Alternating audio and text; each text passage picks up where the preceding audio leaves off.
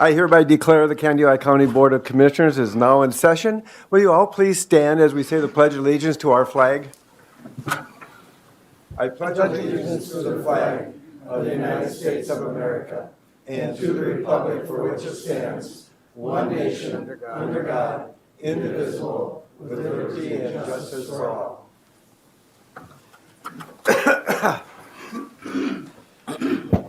Good morning, everyone. My goodness, we have not had a full house like this for a very long time. It's very exciting to see everybody here, and I'd like to welcome you. I also like to welcome the individuals that are live streaming today's meeting, and as well as seeing it on YouTube at a later date. Thank you for your interest in Candioi County government. For the record, the date is January 3rd, 2023. And this is our organizational meeting, and it's going to be a little bit different than our regular meetings, but we'll just plow ahead, and at the end of the meeting, we'll have more regular agenda items to deal with as well. We are going to start this meeting out today with a very important opening invocation, and I'd like to call on Candioi County Commissioner Roger Emdek to introduce our guest, his guest. Thank you, Mr. Chair. So it gives me a pleasure to introduce my friend and pastor, Father Steve Verhulst, to say a few words to guide us through our work here in the next, next year and beyond. Father Steve and I have quite a bit in common. We're both tall, dark, and handsome. We both have a good head of hair, and we both came from a large farm family. Well, at least the last part is right. Yeah. And hopefully Father Steve will forgive me with my verbal transgressions about some of what I say. So, Father Steve, would you please lead us to the invocation?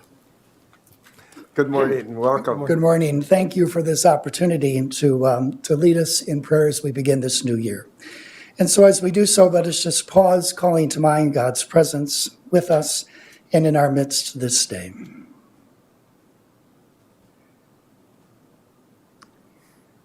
Let us pray. God and giver of all gifts, author of life and source of all blessings, we give you thanks as we begin this new year, this new opportunity for us to grow in your grace, to be ever mindful of your presence, and to share your love with this waiting world. And so as we come before you today, we give you thanks as well for the gift of these, your servants, whom you have called and whom we have elected to serve us in public office. We ask that you grant them ears to hear. We ask that you give them minds to understand and hearts to respond with compassion and with love for all your people and all those that they are called to serve. Give them a servant's heart that they might continue to realize that they have been called not to be served, but to serve and to give themselves and their talents and their service to the greater good and to all in need of their listening ears and helping hands. And so, Lord, as we come here today, we ask you to continue to bless not only these, our local servants in government, but as well as those who serve us in the state as well as on a national level. Give them wisdom as well, O Lord. And together, mindful of your goodness for us, we pray. Our Father, who art in heaven, hallowed be thy name. Thy kingdom come, thy will be done, on earth as it is in heaven. Give us this day our daily bread, and forgive us our trespasses, as we forgive those who trespass against us. And lead us not into temptation, but deliver us from evil. For thine is the kingdom, and the power, and the glory, forever and ever. Amen. Thank you. Thank you very much, Father Steve. What a very perfect way to start out the year. And thank you very much. A good message and very good prayer. At this point, it's very important that we get all the newly elected individuals sworn in and take the oath of office. And I would like to call on Mr. Tom Odens, Candioi County Deputy Auditor Treasurer. And I believe we're going to be taken in by groups first. Yes, Mr. Chair, that's correct. We'll be doing it 3 separate groups. The first being the 3 commissioners that were elected. The second group will be the attorney and the sheriff, and the third group will be the soil and water supervisors. You want to stand up? No, go in front. Go ahead. What's that? Yeah. Right in here.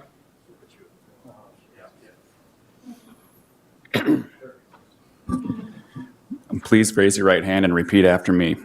I, and state your name, I, George Henry Burrs, do solemnly swear do solemnly swear that I will support the Constitution of the United States, that I will support the Constitution of the United States, the Constitution of the State of Minnesota, the Constitution of the State of Minnesota, and that I will faithfully and impartially and that I will faithfully and impartially discharge the duties discharge the duties of the office of County Commissioner of the office of County Commissioner of the County of Candy, Ojai, of the County of Candy, Ohio, to the best of my knowledge and ability, to the best of my knowledge and ability, so help me God. so help me God. Congratulations.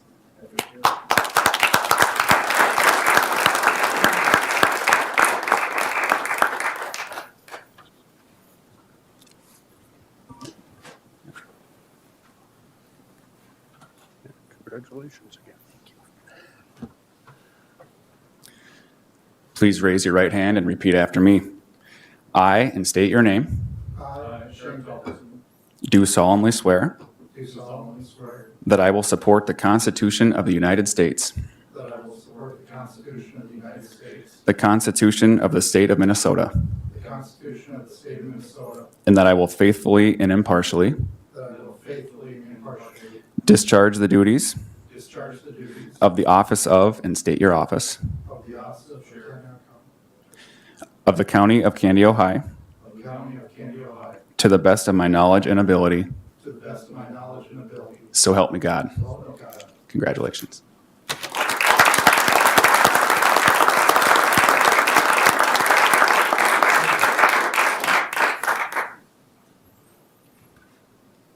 Please raise your right hand and repeat after me.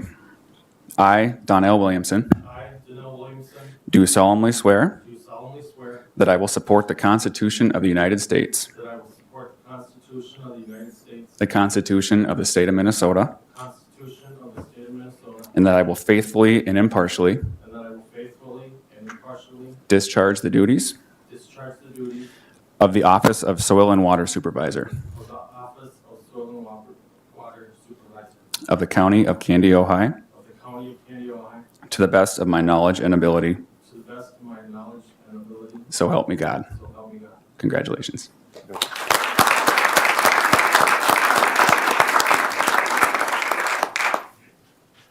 Recess now? Yeah, we're gonna take it. Yeah. This is a very special moment for all the elected officials to be, take the oath and be sworn in, and I understand some people would like to take some pictures, so we are going to take a 5-minute recess.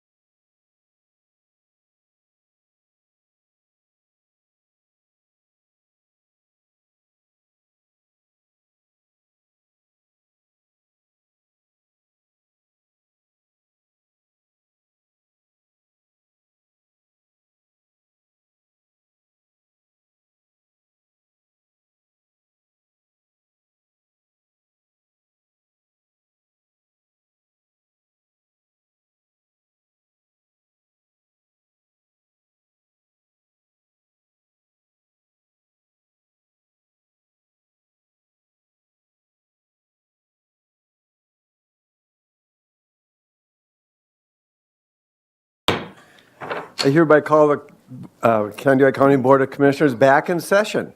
The next item on our agenda is the election of a new, You want to do Dell?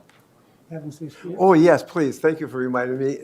And I'll add this later because of this point. At this point, I want to talk to Dale and understand you have some family and friends in the audience. Would you like to introduce them and make a few comments about yourself, what district you represent, and anything you'd like to share about being a Sure. commissioner? So I'll introduce my family first. So my wife Deb is in the audience, and my mom Ines is here, and then my 3 sons, Jordan, Justin, and Levi. So I want to thank them guys for coming. I can just read a little bio that actually I had made up for the employees of the county. I don't read real well, so I'll probably just talk, but I live in the northern part of the county. We farm up there, and our farms have been in existence for 152 years. So it's a family farm that I was raised in, and now own and operate with my son Justin. And we get picked on a lot because we border the county line. So we get picked on a little bit about being the northern people up there, but. But we raise corn and soybeans and raise beef cattle, and I custom feed hogs up there. And also keep myself busy with being the chair of the Candy White Power Cooperative and being on the vice chair of Great River Energy, which is a power provider that we receive our electricity from. Them are kind of the big things that I do. And in my spare time, I enjoy being at the lake, so that's kind of a fun thing that I enjoy doing. So, thank you very much. Well, thank you, Commissioner Anderson, or Commissioner Dale Anderson, since we have 2 Andersons. Yeah. And welcome to the group, and congratulations on your election and taking your oath of office.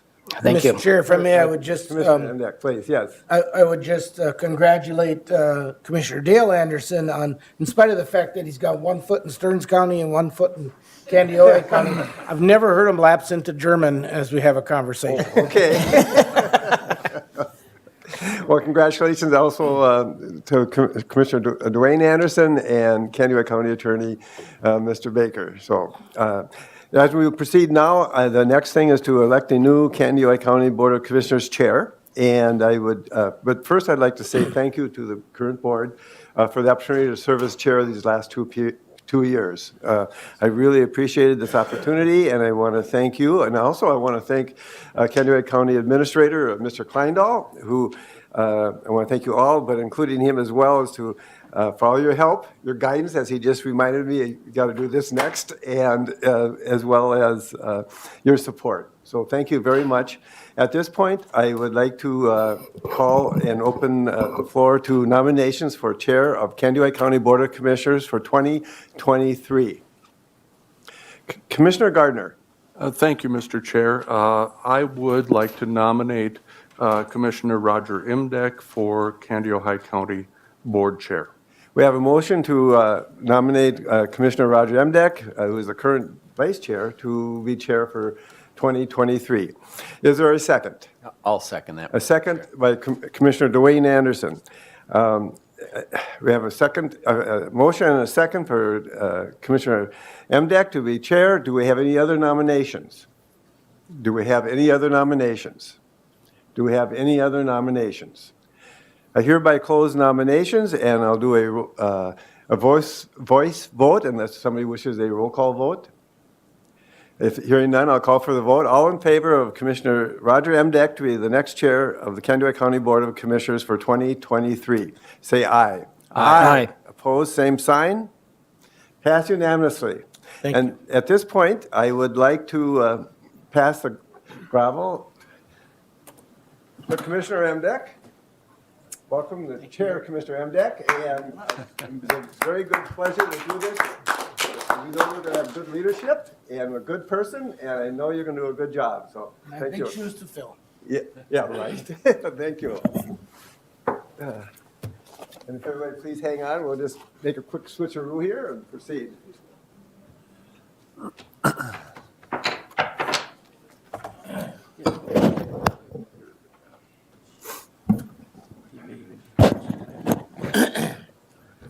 Well, thank you, everyone. I appreciate the confidence you're showing in me to allow me to hold this position for the next year, and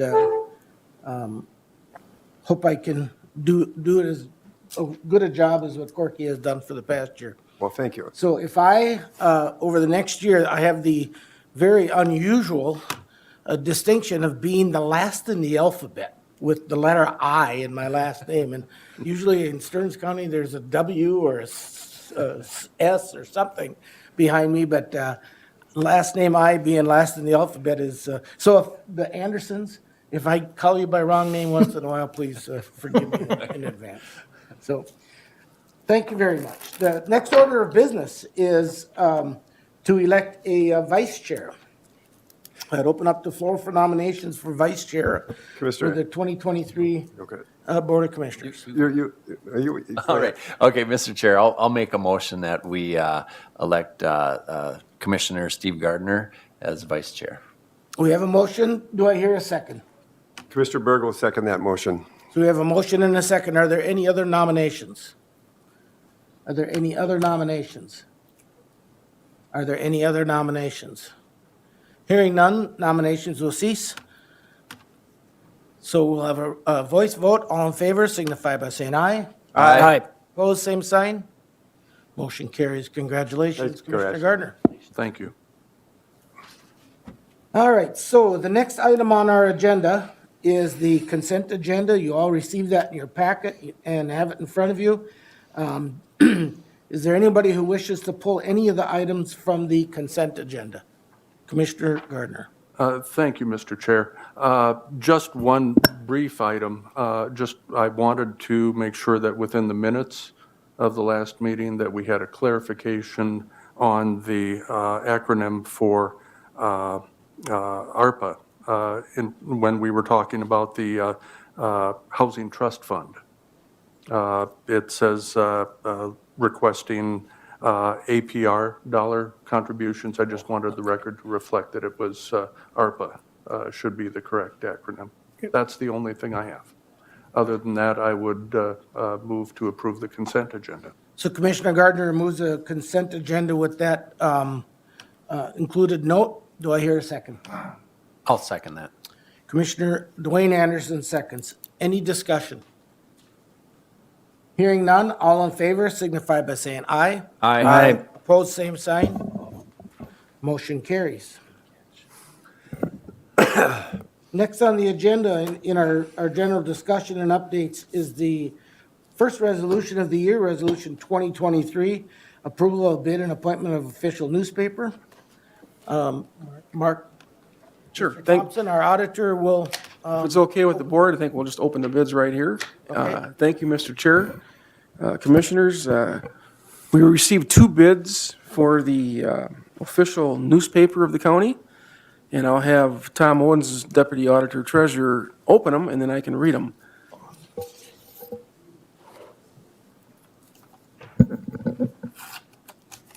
The first bid is from the Lakes Area Review. Okay, and I see we have Ted Almain here in the audience. So Lakes Area Review.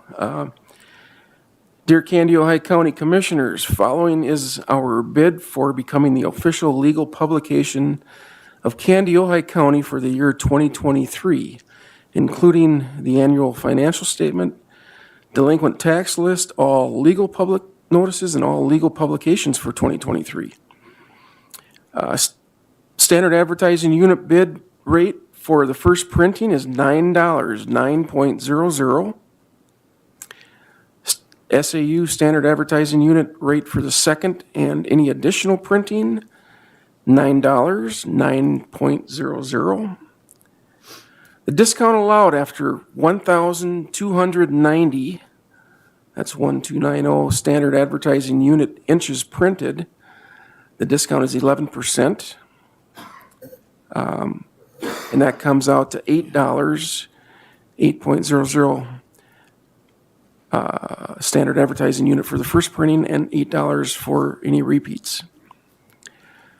Discount allowed after $11,610 expended. discount is 11%. And again, that comes to $8 for the first printing and $8 for any repeats.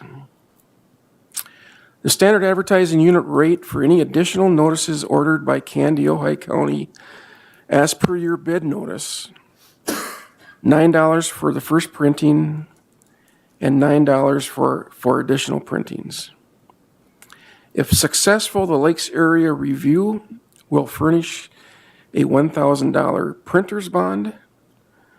If not chosen as the official legal newspaper for Candy, Ojai County, our legal rate will remain as it has in the past, 5+ years for any legal publishing that the county may order, which is a standard advertising unit rate of $10.50, 10.50.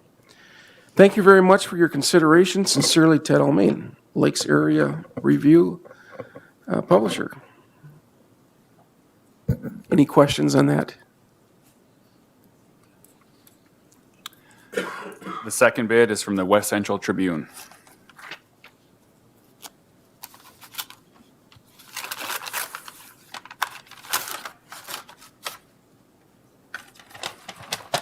And again, I see we have Steve and Kelly in the audience, so. The West Central Tribune is submitting a bid to be the official newspaper of Candy, Ojai County for all legal publications in 2023. The bid proposal. Bid per standard advertising unit on the first insertion, $14.96, 14.96. Bid per standard advertising unit on printing the second legal notice, there's a 25% discount. The bid price comes to $11.22, 11.22. The West Central Tribune is published in print 2 days per week, Wednesdays and Saturdays. Our paid circulation is 7,526 subscribers, or 18,915 readers. The public will also be able to read the county's public notices and legal publications in the Reminder and online on our website, www.wctrib.com. The Reminder is a weekly print publication that is mailed to 13,206 non-subscriber households of the West Central Tribune in Candy, Ojai County. By combining the Tribune, the Reminder, and our website, this provides the county nearly 100% saturation of its households. We are providing the additional coverage in the Reminder and our website at no additional cost to the county. This is included in our bid. I appreciate your past designation of the West Central Tribune as the official newspaper of Candy, Ojai County, and look forward to a continuation of this relationship in 2023. Sincerely, Steve Ammerman, publisher. Any questions from the board on this bid? Are there any questions for clarification purposes from the submitters? Carry on. So we have a resolution 20, I already lost it. 2023-1, that should be. First one. Very first Remember. one.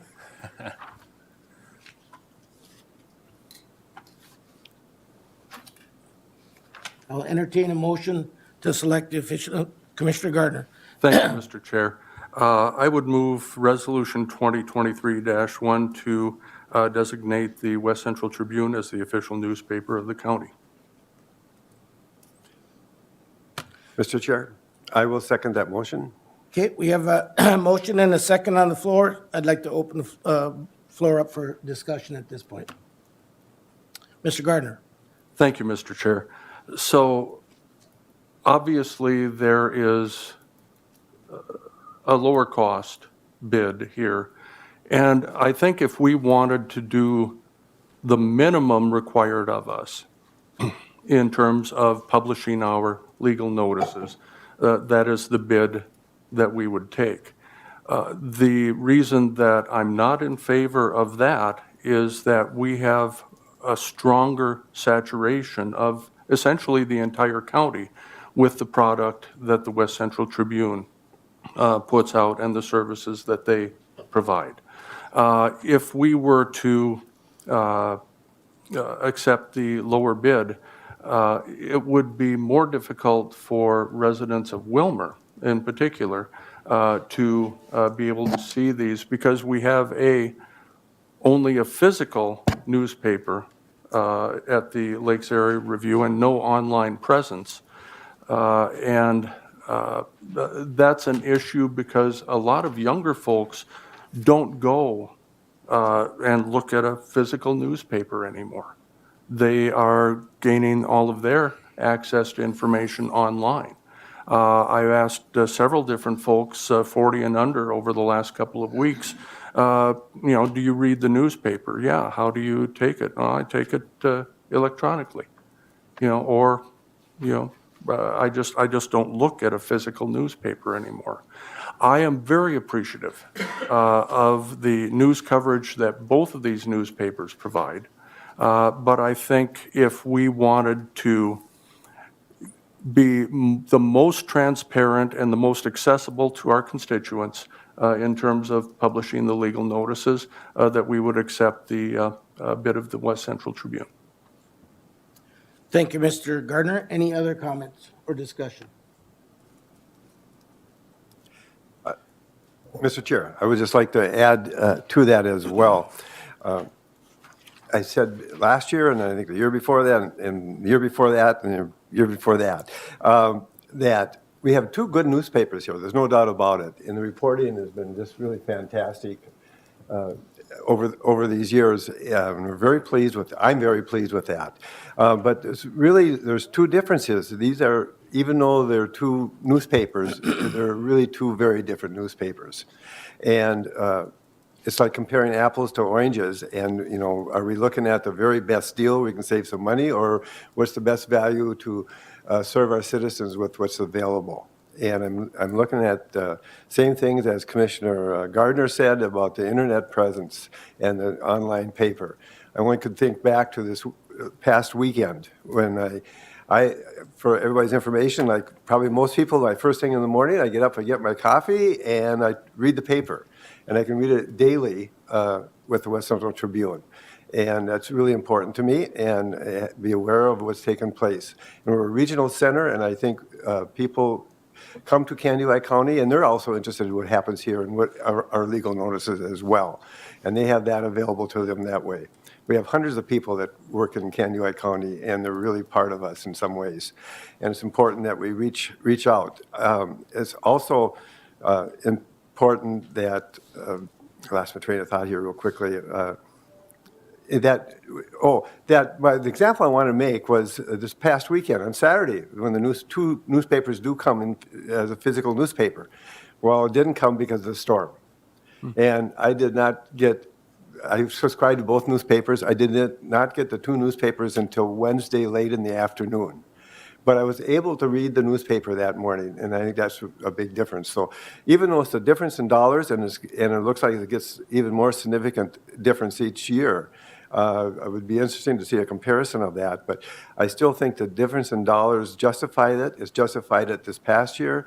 And the year before that, the Board of Commissioners went that direction and felt it was important. The year before that, the county commissioners also went with the West Central Tribune, even though the lowest bidder did not get it, and the year before that, and the history goes back. But they're just two different papers, two good papers, and we're lucky we have two in our community, and hopefully we can keep both papers in our community. Thank you, Mr. Chair. Thank you, Mr. Berg. Any other comments? Well, I'm gonna speak against the motion in that, to your point about the internet. The very fact that we have the internet means that people can go to our county website to get our public notices. So they don't need to go to the West Central Tribune online to read those notices. They can get them right here at the county. There are small counties all over the state of Minnesota that don't have a daily newspaper in their county, and they survive getting their public notice out where it needs to be. Stearns County, a county of 175,000 people, uses the Cold Spring Record, which is also a weekly paper for their public notices, and has for many, many years.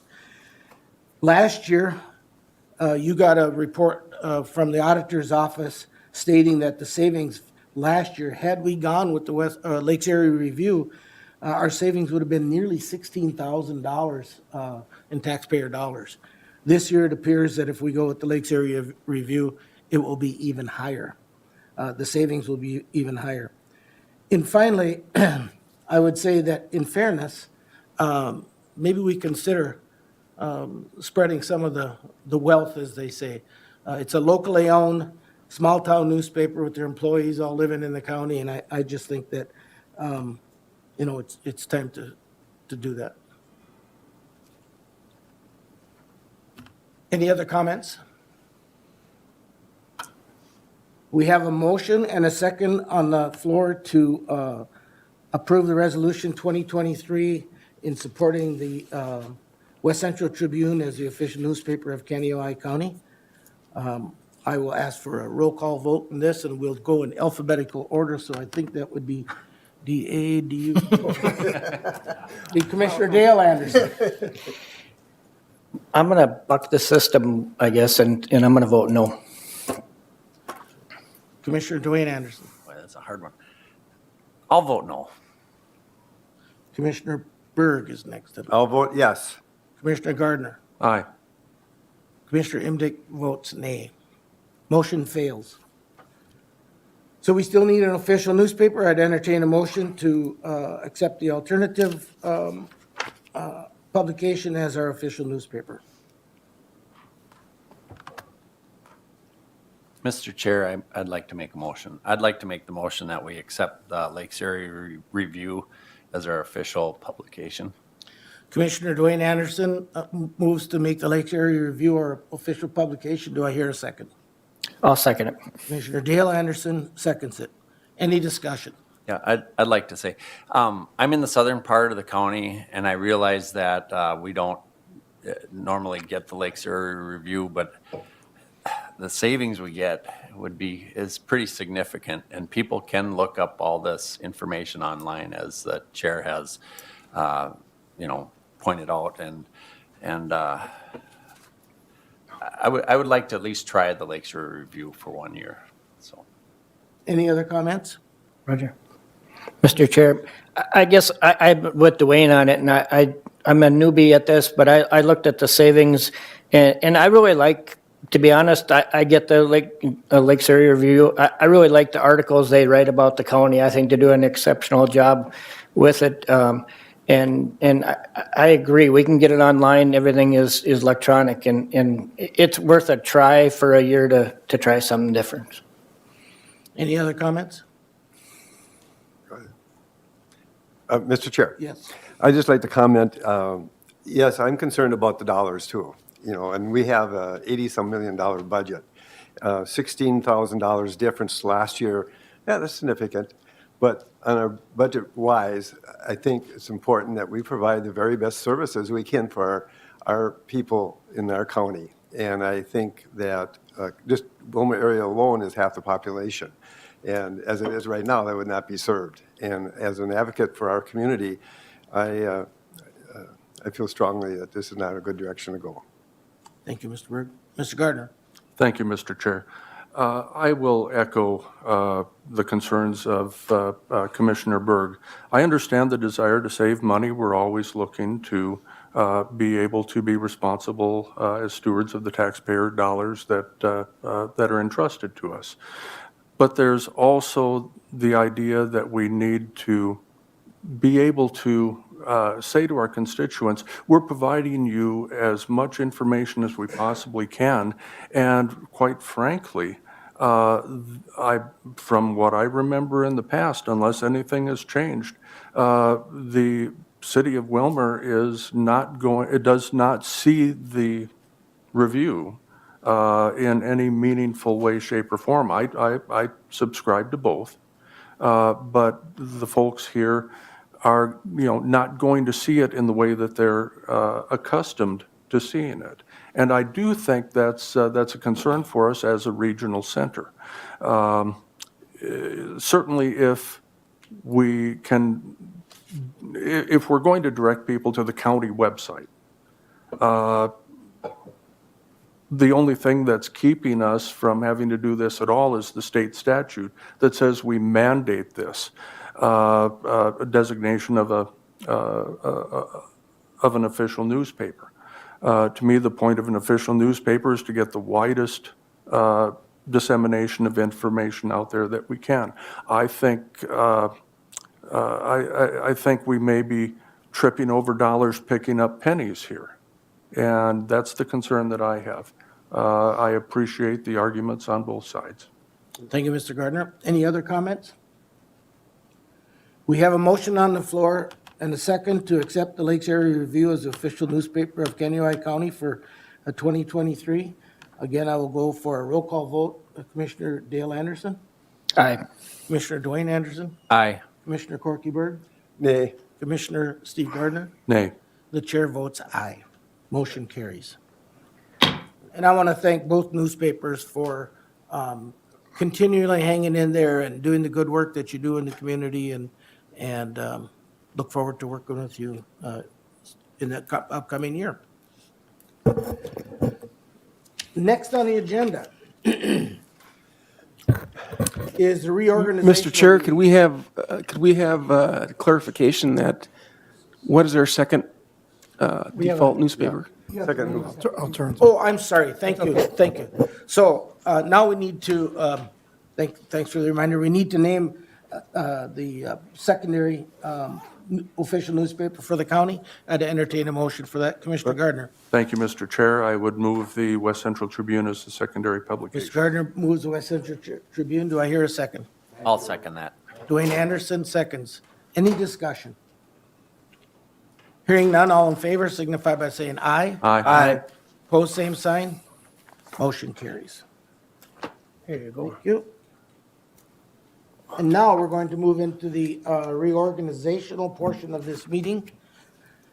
And give me a minute here to get our bearings and, Mr. Chair, while you're getting ready, Yeah, I just please. wanted, so you've been working on the reorganizational meetings and stuff, and the dates and times that these meetings are going to be held. For ease, unless there's something controversial, I would like to have you go through the committee report, and we can make the changes, and then we can do it all in one motion. And the first part, and then when the internal ones, we'll take them separately. But unless the board or there's a controversy, we would take them all as one vote. If there's a controversy, then we do an individual one. so Commissioner Gardner provided us with a pretty, Nice spreadsheet. did you get this? Steve, do you have a second one? Or an additional one for Larry to look at? Or are they in the same order as what he's got? They should be in the same order. Okay. Yep. He provided a spreadsheet that is a little larger and a little easier there. So at what point would we, going down the list, which ones would we all do with one motion? All of them, unless you have a controversy. You'd go from pages, on my copy, you'd go pages 2 through 10. Pages 2 through 10. And what is the last one on page 10? The last, Let us know when we get there. Yeah. Would that be the AIS? the very last one would be when you get to the internal committees. And what's the first internal committee? In Mid-Minnesota Mid-Minnesota Development Commission, All right, stop us at that point. I would be glad to. So, and if I understand your suggestion, Larry, that we're going to go through these, if we get them all assigned, we can do them in one motion. Correct. And also for the public information. So as I stated, since this fall, when we knew we were going to have this organizational meeting, you as commissioners have been looking for individuals, when somebody's going to go off, have asked people to be on them. So to try to be a little bit more organized and stuff. So the first one, for example, you're going to see a new nomination on there. And so if you want to take the zoning minister's office first, planning and zoning commission. All right, that's what's first on my list too, so we will proceed. So on the planning commission, which meets at 7 PM, most of the time the second Monday of the month, but sometimes that changes based on where our first board meeting of the month lands. So it occasionally can change, but Raleigh Nissen, Commissioner Nissen has been nominated to, and I don't have those nominees. Mr. Chair, I don't believe he has been nominated Well, I yet. thought you and- did that once. No, Okay. but I would like to make that nomination that Commissioner Nissen be approved by the board. And also, you want to, Yep. John? And I would also nominate John Neldner, who lives in Irving Township, I think? No, Roseville Township. One of those townships on North Long Lake, who has agreed to serve. Yep. And we'll get the proper spelling and so they will be replacing Jeff Johnson and Jane Youngkrantz, who have served very well they're termed out. And the term goes until December 31st, 2025. All right, so no action at this point, other than to second those nominations, I guess. I'll second. So I don't know how were we looking do for these a now. We'll just do that at the end. Okay, All right, understood. good. Okay, next one, Sporting Hands. So Raleigh is leaving that, obviously, He was the alternate. We need an alternate for Supporting Hands. And I guess if somebody feels strongly about these that are open, just speak up. But we also need to try to balance the amount of assignments that we have. Dale, you might not know that much about him, but would you want to fill that position as an alternate? I can do that. Oh, we did miss the first page. The next one is Southern Prairies Joint Powers Board. Raleigh again was the alternate. Mr. Chair? Yes. If I may. Yes, that's coming to an end real quick, but I believe we still have to keep that committee open, and there will probably be only one more meeting, two max, I'm sure, on that. And I'm not even sure if we really need an alternate for that type of thing. Mr. Kleindoll, do you think? No, Since we- because that, when you guys make your motions, you also make a motion that other people can cover if you can't make it. Okay. All right. Mr. Chair, it's brought to my attention by our clerk that we missed the very first page, Yeah, I was wondering about that. and that's the Glacier Lake Sanitary Sewer. So I was asking, it's like, Thank you for pointing that out. All right, so, and that first page really is only one of the committees. It's the Glacier Lake Sanitary Sewer and Water District Committee. So Kelly Ash go ahead, Mel. Kelly Ash from this New London City Council has resigned as a council member. But if the city of New London has the ability to rename him as on the commission, he may consider that. Did you have something to say, Mr. Oden? no, Mr. Chair, the only thing that I was going to say is the chair and the vice chair are both not going to be there because of one getting beat and one not running for position. So if they don't appoint Kelly, we're going to do a reorganizational meeting after our first meeting end of January, and then we would subsequently bring that to the board. So, but I think we've got 5 people. We don't even have a quorum, I don't believe, on our first meeting unless the cities appoint. And I did notice, Mr. Oden's in the Lakes Area Review that the council minutes for Spicer indicated that they appointed former Mayor Baker to the Sewer Commission. So Okay. Okay. that may be unofficial, but that's what I read in the minutes. Other than that, I am the commissioner that represents that, unless somebody strongly feels about wanting to be on that. It would probably only, well, Dale and Dwayne, you both have some of the sanitary district in your district. Diamond Lake. And yours would be Lake Lake Florida. Florida. Florida. Yep. What, you don't want it or what? No, I'm fine with keeping Oh, it, but if okay. Well, somebody I- feels I- really I think- strongly I think- about it. I think you should keep going on it because you've kind of been on there quite a while, so. Okay, I'm more than happy to do that. All right, so, So if, when you find out officially who's going to be on that, you'll need to bring that to the board when we do the appointments and stuff and have that officially appointed then. Thank you. we have a kind of a practice that they're supposed to find their own replacement, so we may find out at the next meeting who's some of the new members. Okay, thank you. All right, resuming. Kaneohe County Renville Board of Health. Health Board. Steve and Roger are the members currently. Again, if somebody, unless there's some strong feelings by somebody that want to be in this position, I'm willing to serve. Steve will be a chair and also a member of SHAC, so I'd like to see you stay on. Yes. Yeah, I'll be doing that because I'll be the vice chair this year, but I'll also be the lead member for SHAC, and that allows me to remain on the joint leadership team as well. Very good. That's very essential. Kaneohe County Renville Advisory Board has been disbanded as it was largely the same members on the advisory board as was on the Community Health Board. So Kaneohe County Board of Adjustment, no commissioners are on that one. I think Jane Youngkrantz may have been, so. Oh, it was Ryan Erickson.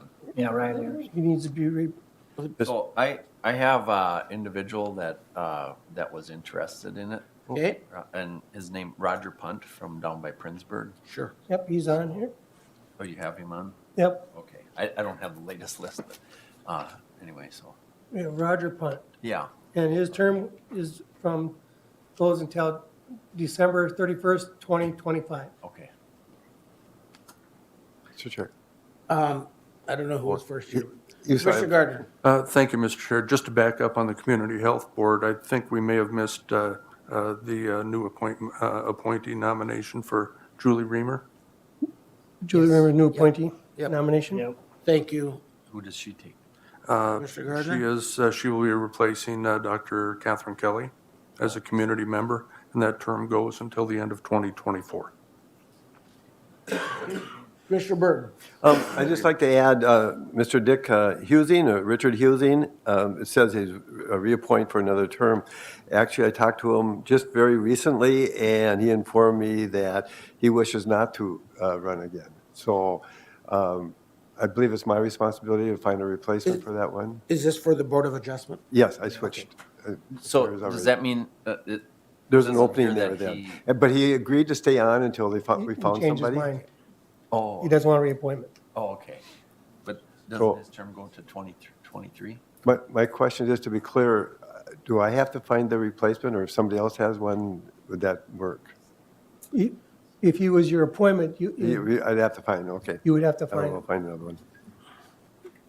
they don't Did you meet. get your question answered, Commissioner? Well, on mine, I got an older one, so does that end on 2023 or? Okay, I see. It doesn't have another. Okay. Commissioner Emdek, yeah. Mr. Thompson.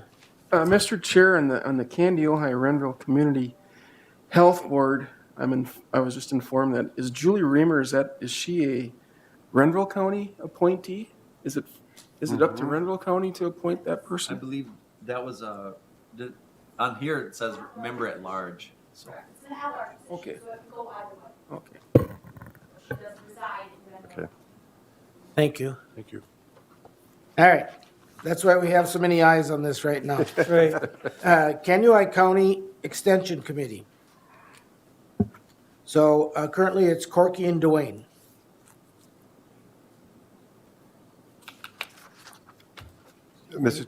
Go ahead. Mr. Chair, I've been on that committee, but Commissioner Dale Anderson also been on that committee, but not as a commissioner, and was actually the chair this past year. And I was wondering if he would be interested in being on that committee instead of myself. You can do that if you want to give it up. That's up to you. Well, I'm looking at some other committees to add, and I'm thinking that would be one that, would be easy to give up. Would be one I wouldn't really want to give up because it's such an interesting committee, but I certainly would think that would be appropriate for you. Okay. You agreeable to that, Yep. Commissioner? So we'd have both Andersons on that committee, if I'm understanding? Oh, Okay, okay. so Commissioner Dale Anderson will replace Corky Bird on that. All right, moving on to the Kaneohe County HRA. This meeting meets at noon in one of the rooms here in the Health and Human Services Building. Steve is a non-voting member on there, and assume you wish to keep that position. I do wish to continue that. And then I see that Dennis Anderson is a reappointment as well. From the city. All right, next up, Woodland Centers, the Woodland Boardroom. Commissioner Nissen was on that, and so, and we need to reappoint Ms. Lippert, Health and Human Services Director, but that is a spot open for one of the commissioners. Commissioner Amdek, Mr. Chair. Go ahead. I would be interested in that position, and I did have a couple of questions about that position. I saw two different places. One says it meets on Wednesdays, and one said Thursdays or Fridays. What is the official? It is Thursdays. Okay, good. I would be very interested in being on that committee. At 3:30, is that correct yet? All right, any objections to that, or anybody else want to arm wrestle? And Mr. Chair, yeah, and I believe it's up to Woodland Centers to approve those, right? Right. So, thank you. Now we've got the Pioneerland Regional Library. Raleigh Nissen was the alternate, so we need a new alternate. That was, Gail, would you? Yep. I was going to say, Mr. Chair, I'd be willing to do that. Okay.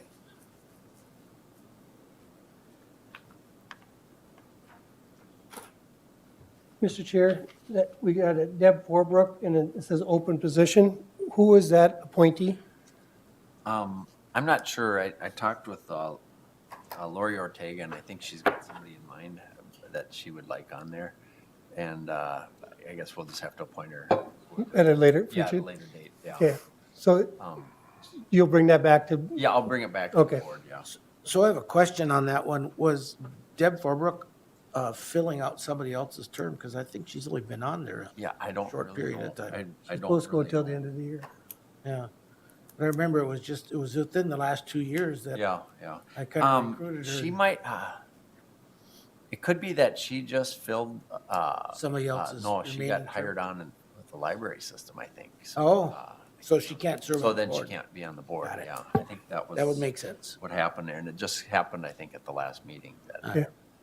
So they will find a, So we gotta look for somebody. Candidate. Yeah, so it just happened. It looks like it's a one-year term. that Yeah, It would go to the it end of just the year. happened, and our December meeting got canceled because of the storm, so, So I'll leave that up to you to bring back to okay. Yep. the Karen or the board.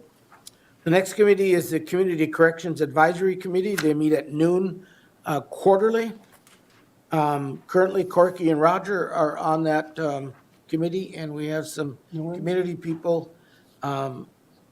Sheriff Holeen was on it. Carter Griner was on it. Jay McClellan.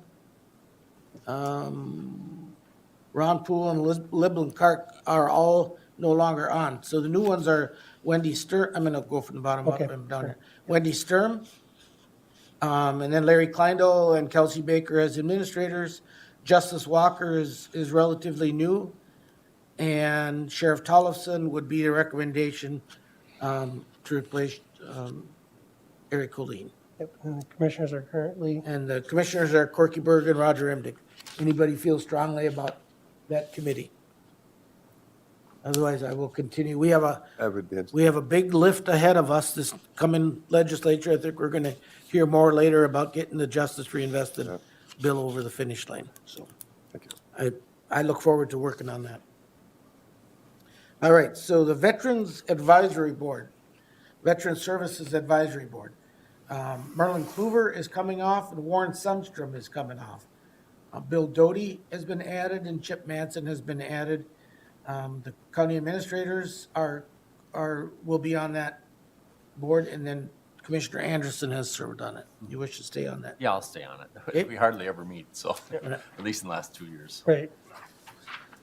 All right, that's working better with you pointing your finger at what I'm supposed to. Okay, no, that's, I heard you had four North Fork, names. Crow River Watershed District, I looked at the map the last time I was at a meeting, and I am the only one that has any geography in that watershed, so I will probably stick with it, but Dale, if you wouldn't mind being my alternate, then I can do that. you're close to the office. Water runs down it. That's right. I thought there might have been a section or even a quarter in your district, but there's not. Wow. All right, so then we are at the association. Association of Minnesota Counties Committee. Here's an opportunity, if somebody wants to do some shuffling, speak up at this time. I'll speak up first, and I'd like to stay on transportation, but if somebody feels really strongly about that, I'm willing to take a look at one of the other committees. So the one that is coming up or available because of Commissioner Nissen's retirement is public safety. Does anybody have any desire to make any changes? And so Dale, it looks like you're the, Sounds good. Steve's okay, no, Steve's okay. So, do you want that one? Yep, that's fine. And then, Mr. Chair, yes. I crossed my name off because the first time you'll be voting will be in the end of February at LED's conference. I'll be done here, so It'll be, yep. I just put Kelsey on there. That's why that's like that. Yep. Okay. Now the EIS Task Force Committee, Chuck Hoppert is coming off, Jerry Bruston is a new appointee. Rick Reimer has come off, and Ellie Faber from the Soil and Water Conservation District is a new appointee. And Commissioner Anderson with Commissioner Gardner as the alternate are the commissioners on that. Commissioner Gardner. Thank you, Mr. Chair. I would prefer to step back from being the alternate. I think it would make more sense for Commissioner Dale Anderson, for example, to be on that, as the alternate on that committee. Okay. Commissioner Anderson, how do you feel about that? Yep, that's fine. You got plenty of lakes in your district, so. Yep, no, I'm fine. Lakes and rivers, we shouldn't leave out the rivers. Okay. Now now we could take, no, let's see. Mark, should we take a motion now on, so. Yep. take a motion on this one, then we'll proceed? I would entertain a motion to approve the appointees that we've just discussed for the committees as we went through them. Mr. Chair, I so move.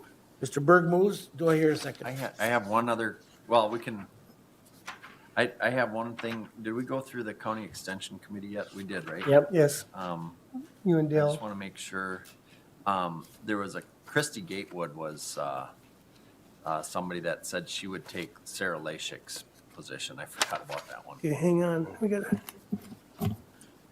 Commissioner Here Berg, it you is. want to withdraw your motion just to start over? Yes, I'll withdraw my motion.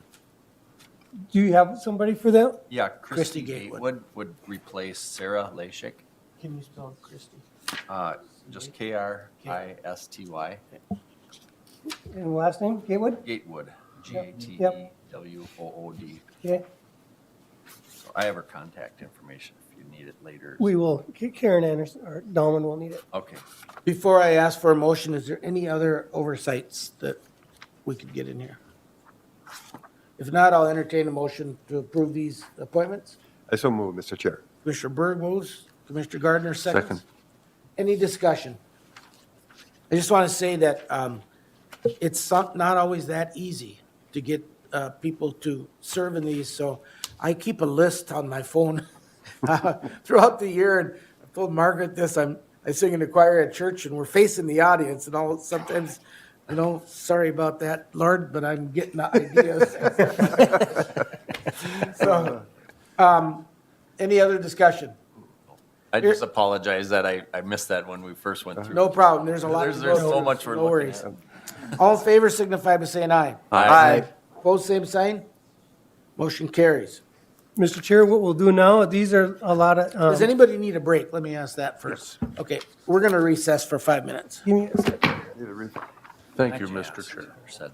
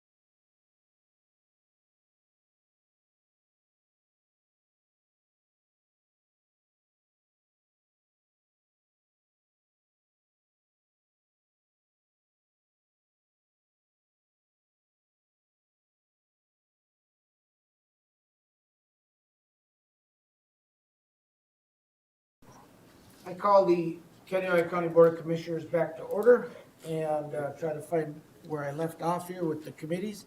The first committee, and this one's a little wonky, is the Allied Radio Matrix for Emergency Response, or ARMOR, I think is the acronym. That one, it's a very important committee that we attend all the time because it affects our rates. And so we want to make sure that whoever is on that committee can attend the meetings or the alternate can attend them. So Commissioner Gardner, you are currently the primary member of that committee. I am, and thank you, Mr. Chair, and I would like to, I would certainly be willing to be the alternate. But I've had a conflict once or twice with, I believe, HRA meetings. And because our funding through that service literally depends upon our attendance, it's really important that we have somebody there all the time. Yes. And that one meets, you saw the schedule there, it's not, It's a little varied, and there's some question as to whether I have the right date in one of these columns. Oh, that was June 14th. We were looking at it wrong. so this one meets. So, but it's typically on a Wednesday. Usually looks like the 4th, maybe? Yeah, so Mr. Chair, I was checking my schedule during the break, and I could make those meetings if. And they're held in St. Cloud. Yep.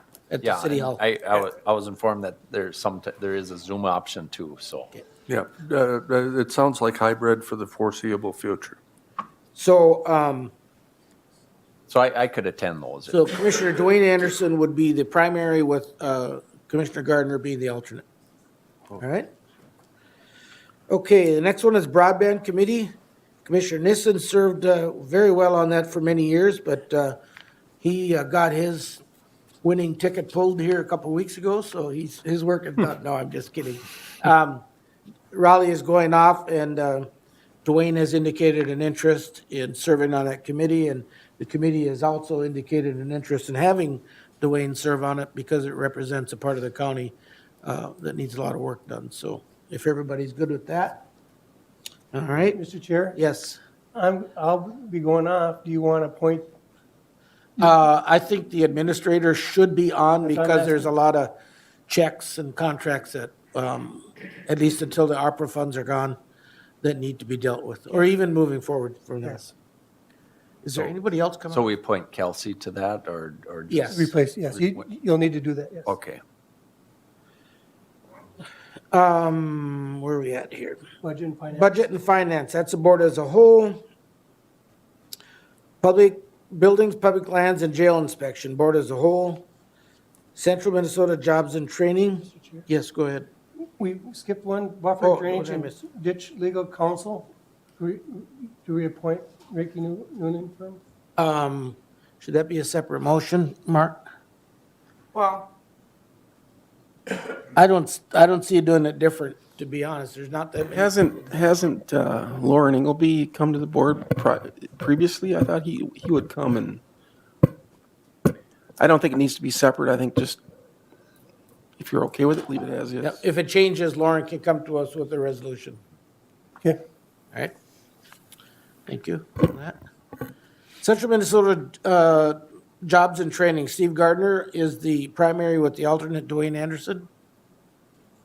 Mr. Chair? Yes? Thank you. What I serve on is the Joint Powers, and that meets 4 times a year. If you are a business person as well, you could potentially, or an office holder of the Joint Powers Board, then you can be on essentially their operations board. And they meet monthly. So it's kind of similar to our EDC situation.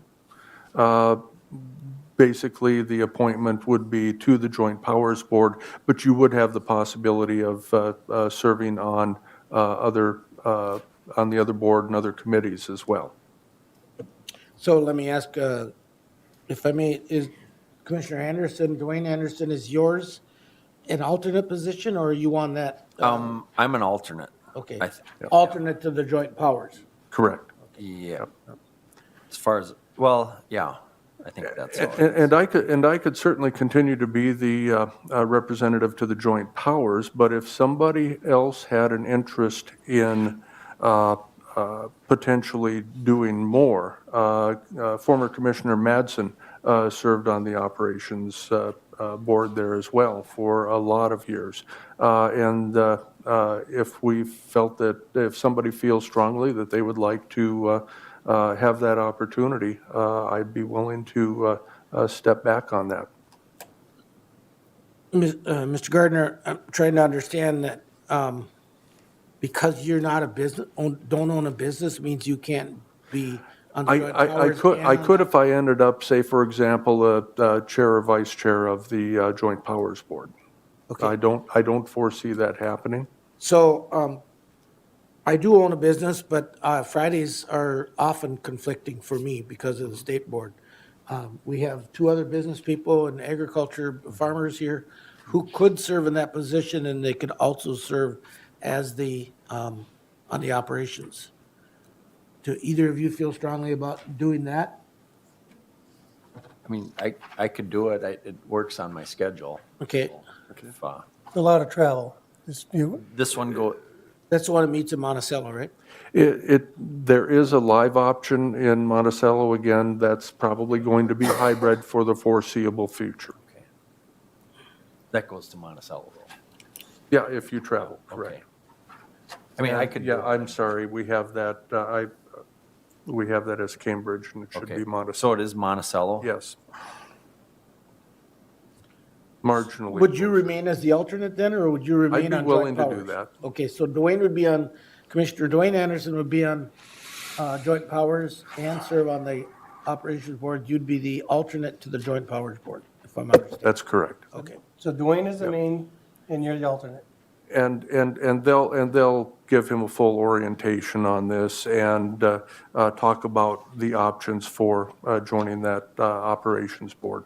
There may not necessarily be an opening right away, but that's up to them. All right, thank you. Now we are on a Central Community Transit Joint Powers Board, and we have Corky Berg and Dwayne Anderson on that. I'd still be interested in serving on that. Okay. I'm And open to Dwayne? discussion. Yeah, I can, unless if, like, Commissioner Dale Anderson would like it, it doesn't matter either way. That's fine. But it, You what's can that? stay on there. Okay, all right, yep, that's, It's a good combination because transit serves both rural and cities. Chamber Public Policy Committee, so Larry was the representative there. He'll no longer be administrator, so I would suggest that Kelsey Baker take that position. Okay.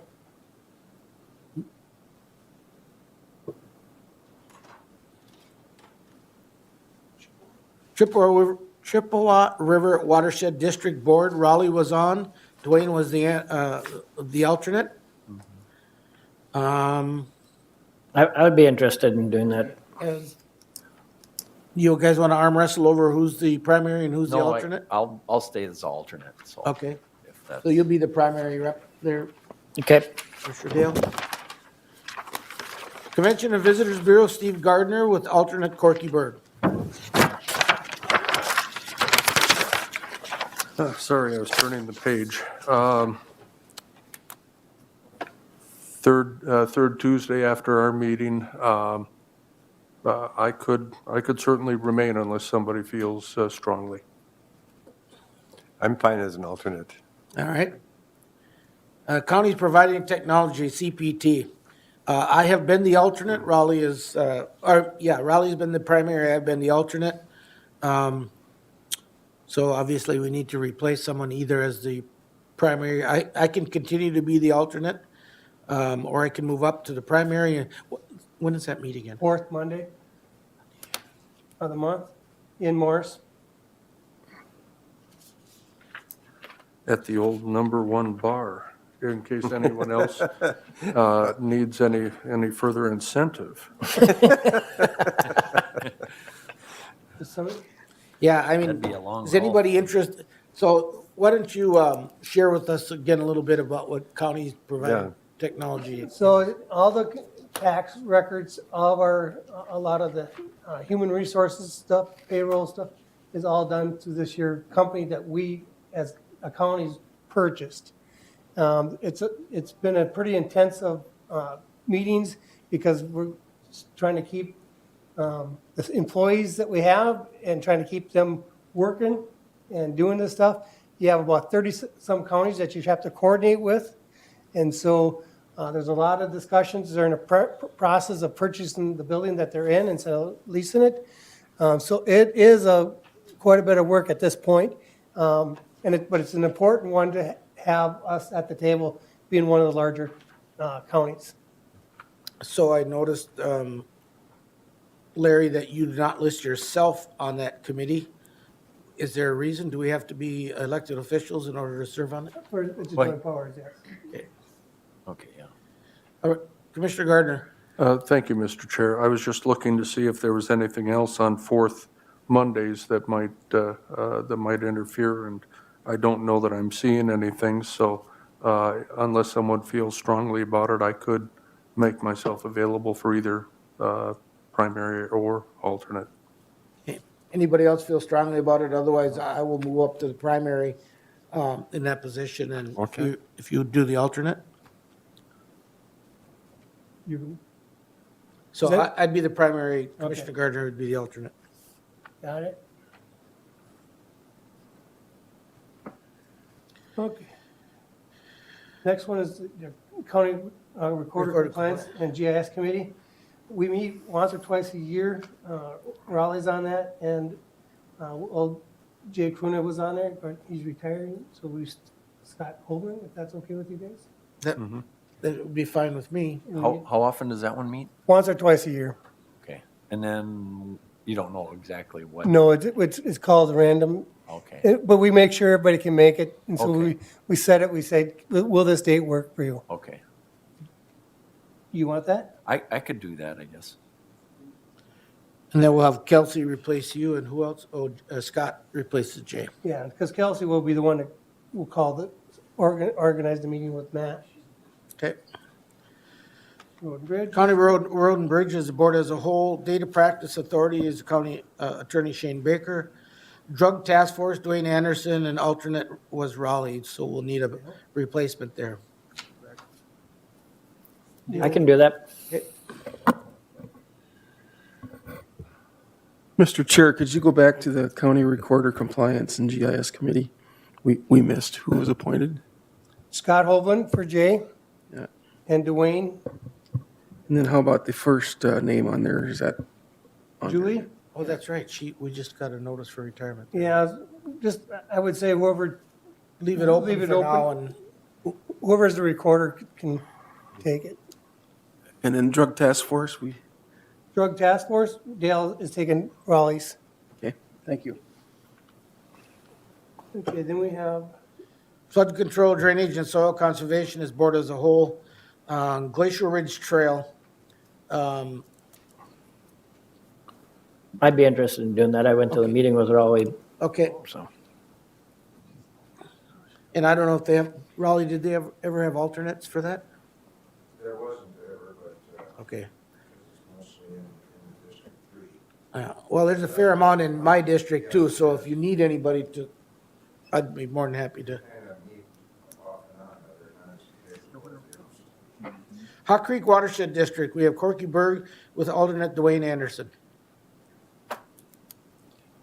I would be interested in staying on it, Yep, but that's I'm. fine. Okay.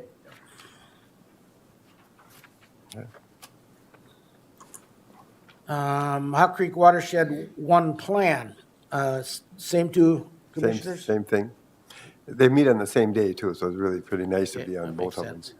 Health and Human Services We don't- Committee is, we don't do that anymore. yeah, Cross that off. well, I think, didn't we leave it where we could call it if we needed? As a regular board meeting, yeah. Yeah. If I'm, And it's all of us, so yeah. we're here anyway. Historical Society Board was Commissioner Nissen, alternate Dwayne Anderson. Anybody feel strongly about that, either Yeah, moving up? I'm not sure what day it meets, so Oh. I don't know. It says Second Monday. Second Monday. second Monday of every month at 5 PM.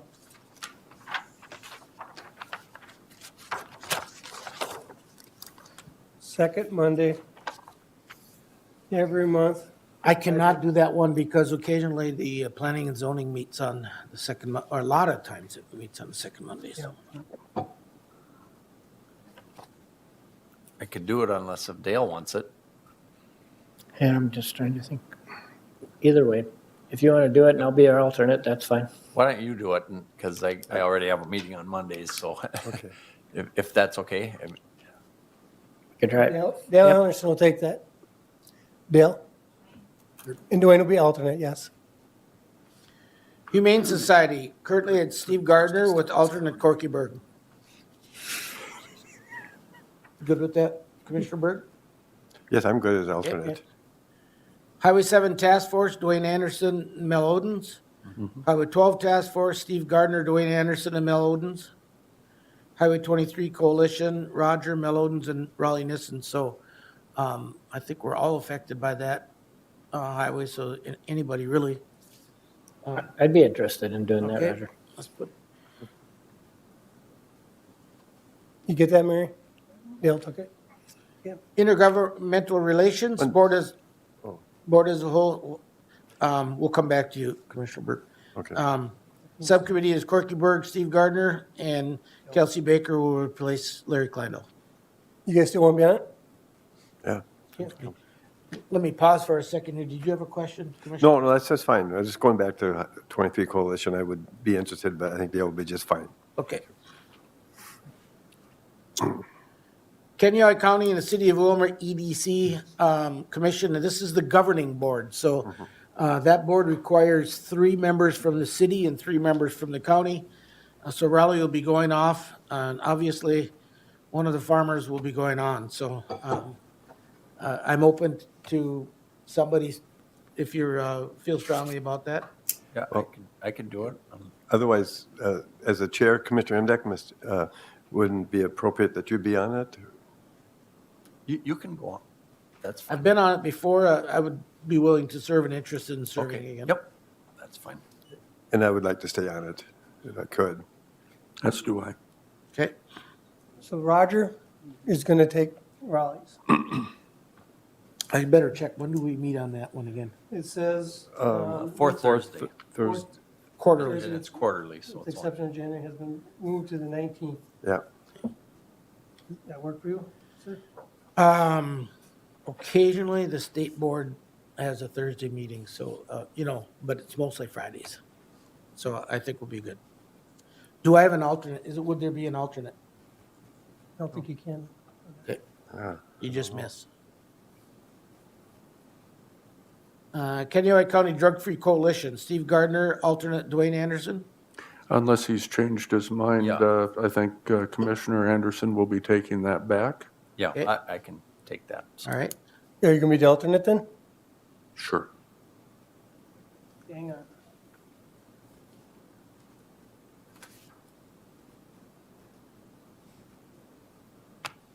You get that, Mary? Okay. Lake Improvement Board as a whole, Law Library is Corky Berg. You good I'm fine that? with being on it again unless somebody else wants to. MCIT, Minnesota County's Intergovernmental Trust. That is essentially our insurance company. And I have been the alternate. I haven't been at a meeting, I don't think, because Raleigh's been able to attend all the time. And you meet At the annual conference. once a year, And I think they might meet, mid-year at one time. they always meet when we have the entire AMC Legislative conference? district meeting, or not a district meeting, but like, the Alex. Oh, fall policy, yeah. So, anybody have a passion for that? I could. Commissioner Gardner? And I will remain alternate. If that's okay with the rest of you, unless you want it. Middle Fork Crow River Watershed, I have been the primary, and Dwayne Anderson has been the alternate. You want to move to the primary, or you? I mean, I got a little bit, I think, in my district, but not a lot, really. Okay, then I'll just I think Although Commissioner Anderson could too. It's a Wednesday evening, so that one might possibly create some issues if Wednesday evening, I think 6:30 they're meeting now. Meets the second Wednesday at 6:30. I can do it too if somebody doesn't want to. I'm open either way. Why don't I move to the alternate, you be the primary on that works. Okay?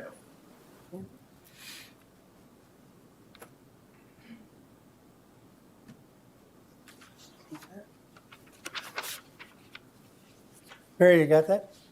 Yeah.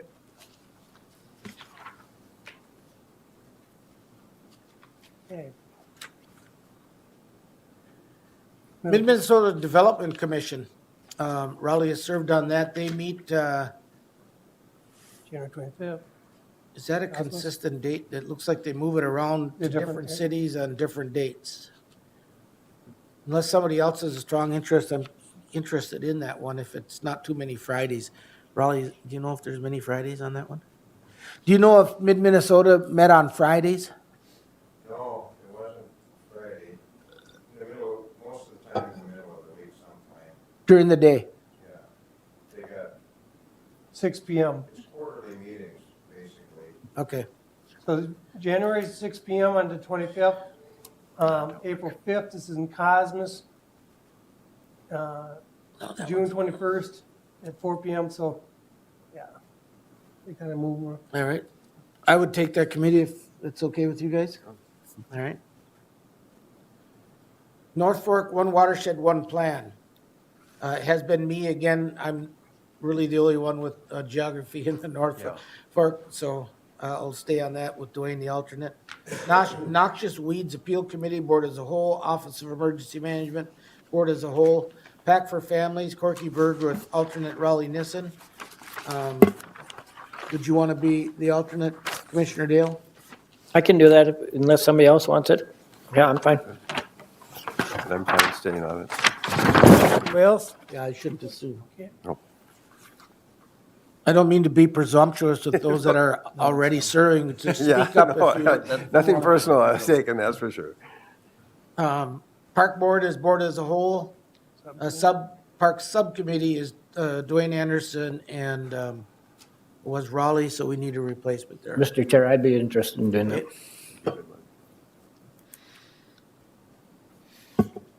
Personnel and Labor Relations is Board as a whole, Human Resources Director and the Administrator.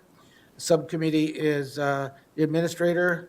It should be Steve now, probably. Huh? Yeah, and usually, I don't know if it's actually policy, but it's usually the Chair and the Vice Chair and the Human Resources Director. So Corky Berg would get replaced with Steve Gardner.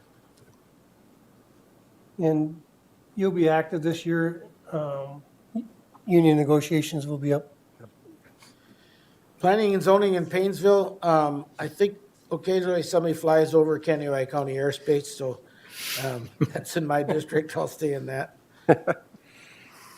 Prairie Lakes Youth Program Board, Corky Berg with alternate Steve Gardner.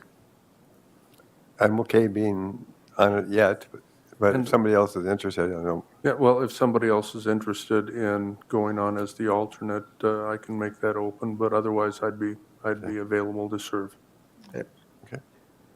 Why don't we leave it where it's at then? Prairie Woods Environmental Learning Center, they meet on Monday nights, the third Monday of the month. They might be changing that to quarterly, but Raleigh Nissen has been on it. Dale, do you want to replace Raleigh? Yep. I would keep the position unless Dwayne wants to move up, but it's kind of a long drive It's for a you, long Dwayne. drive for me. Or if one of the city guys, they sometimes decry the fact that there isn't that much involvement more from the city. So if anybody would be interested in, go ahead. Think about that while Mark clarifies. Yeah, okay, if you would, could you go back to Prairie Lakes Youth Program Board? Jenny had a question on that. It should be, or Tammy should be on that board? Yeah, I'm appointed to that board. Yes, good point. She's not listed, so we should have her listed. I'm blaming Larry for all these initiatives. I'd like to add, she's a very valuable member too, that's for sure. Okay, thank you. All right, so we're back to Prairie Woods Environmental Learning Center. If either Commissioner Gardner or Commissioner Berg I'm fine not being on it. not being on it? Okay, how about you? I think it makes more sense. Okay, being then I'll that it's just in, remain on it, so it'll be- Commissioner Dale Anderson's district. All right. He is on there. Prime West, Raleigh was the primary with the alternate Corky Berg and Jenny Lippert. So we need a replacement there. I would suggest Corky move. I would be to the interested in primary. moving up to the primary if that works for everybody For else. some reason, I was thinking I was the alternate on that, but Oh, do you want to? no. Well, I could be alternate now if you wanted me to, but Yeah. unless, why don't we have Dale do that if you're willing to serve on that? Yeah, I'm fine. That's fine. It probably won't be that many times, but it's a big joint powers board. Yes, it is. Very, Mr. Chair, yes, very big board. And they do actually encourage the alternates to attend. And some of it's on Zoom as well, so. Yeah. It's going to be a big learning curve, yes. I've attended some of the meetings as well. We don't need recycling anymore. Nope. Restorative justice was Raleigh? Only Raleigh. You weren't on that, Tammy? Restorative justice? Came in on that, I don't remember meeting at that committee unless it was, they have meetings. Meets the fourth Tuesday of January. Haven't had it in a while. Okay. Okay, that's. Do we want somebody on that appointment? What do you want on that? You can close it out. Close it out? Do we need any sort of board action to close that out? No. Okay. No. Rural Child Care Innovation Program, Steve Gardner? No, right. Yeah, that's primarily as needed, Okay. as, You want to stay on that? yes, please, Okay. thank you. Shakopee Headwaters, Can I just speak to that, because that's kind of a committee that. which one are we on now? Shakopee? Re-engaged with a couple of farmers and a couple of the lake people. I think Dale would be the right person for that. It deals with the ditch 27 thing, which I've been lobbying for these guys. So, just to be clear, Raleigh, you're talking about the Shakopee Shakopee Headwaters? Yeah, that's Okay. basically trying to Should be Dale. keep those lakes, games in Norway Lake and Andrew from getting impaired Yeah. or more impaired in some cases. Yep. And, So, Fits his, I'm fine. he's in the district and I know I don't live in that district, but I have a very strong interest in that area as well, so, you guys decide, but well, wouldn't be any harm in both of us being on it? Why don't you put both of us on it?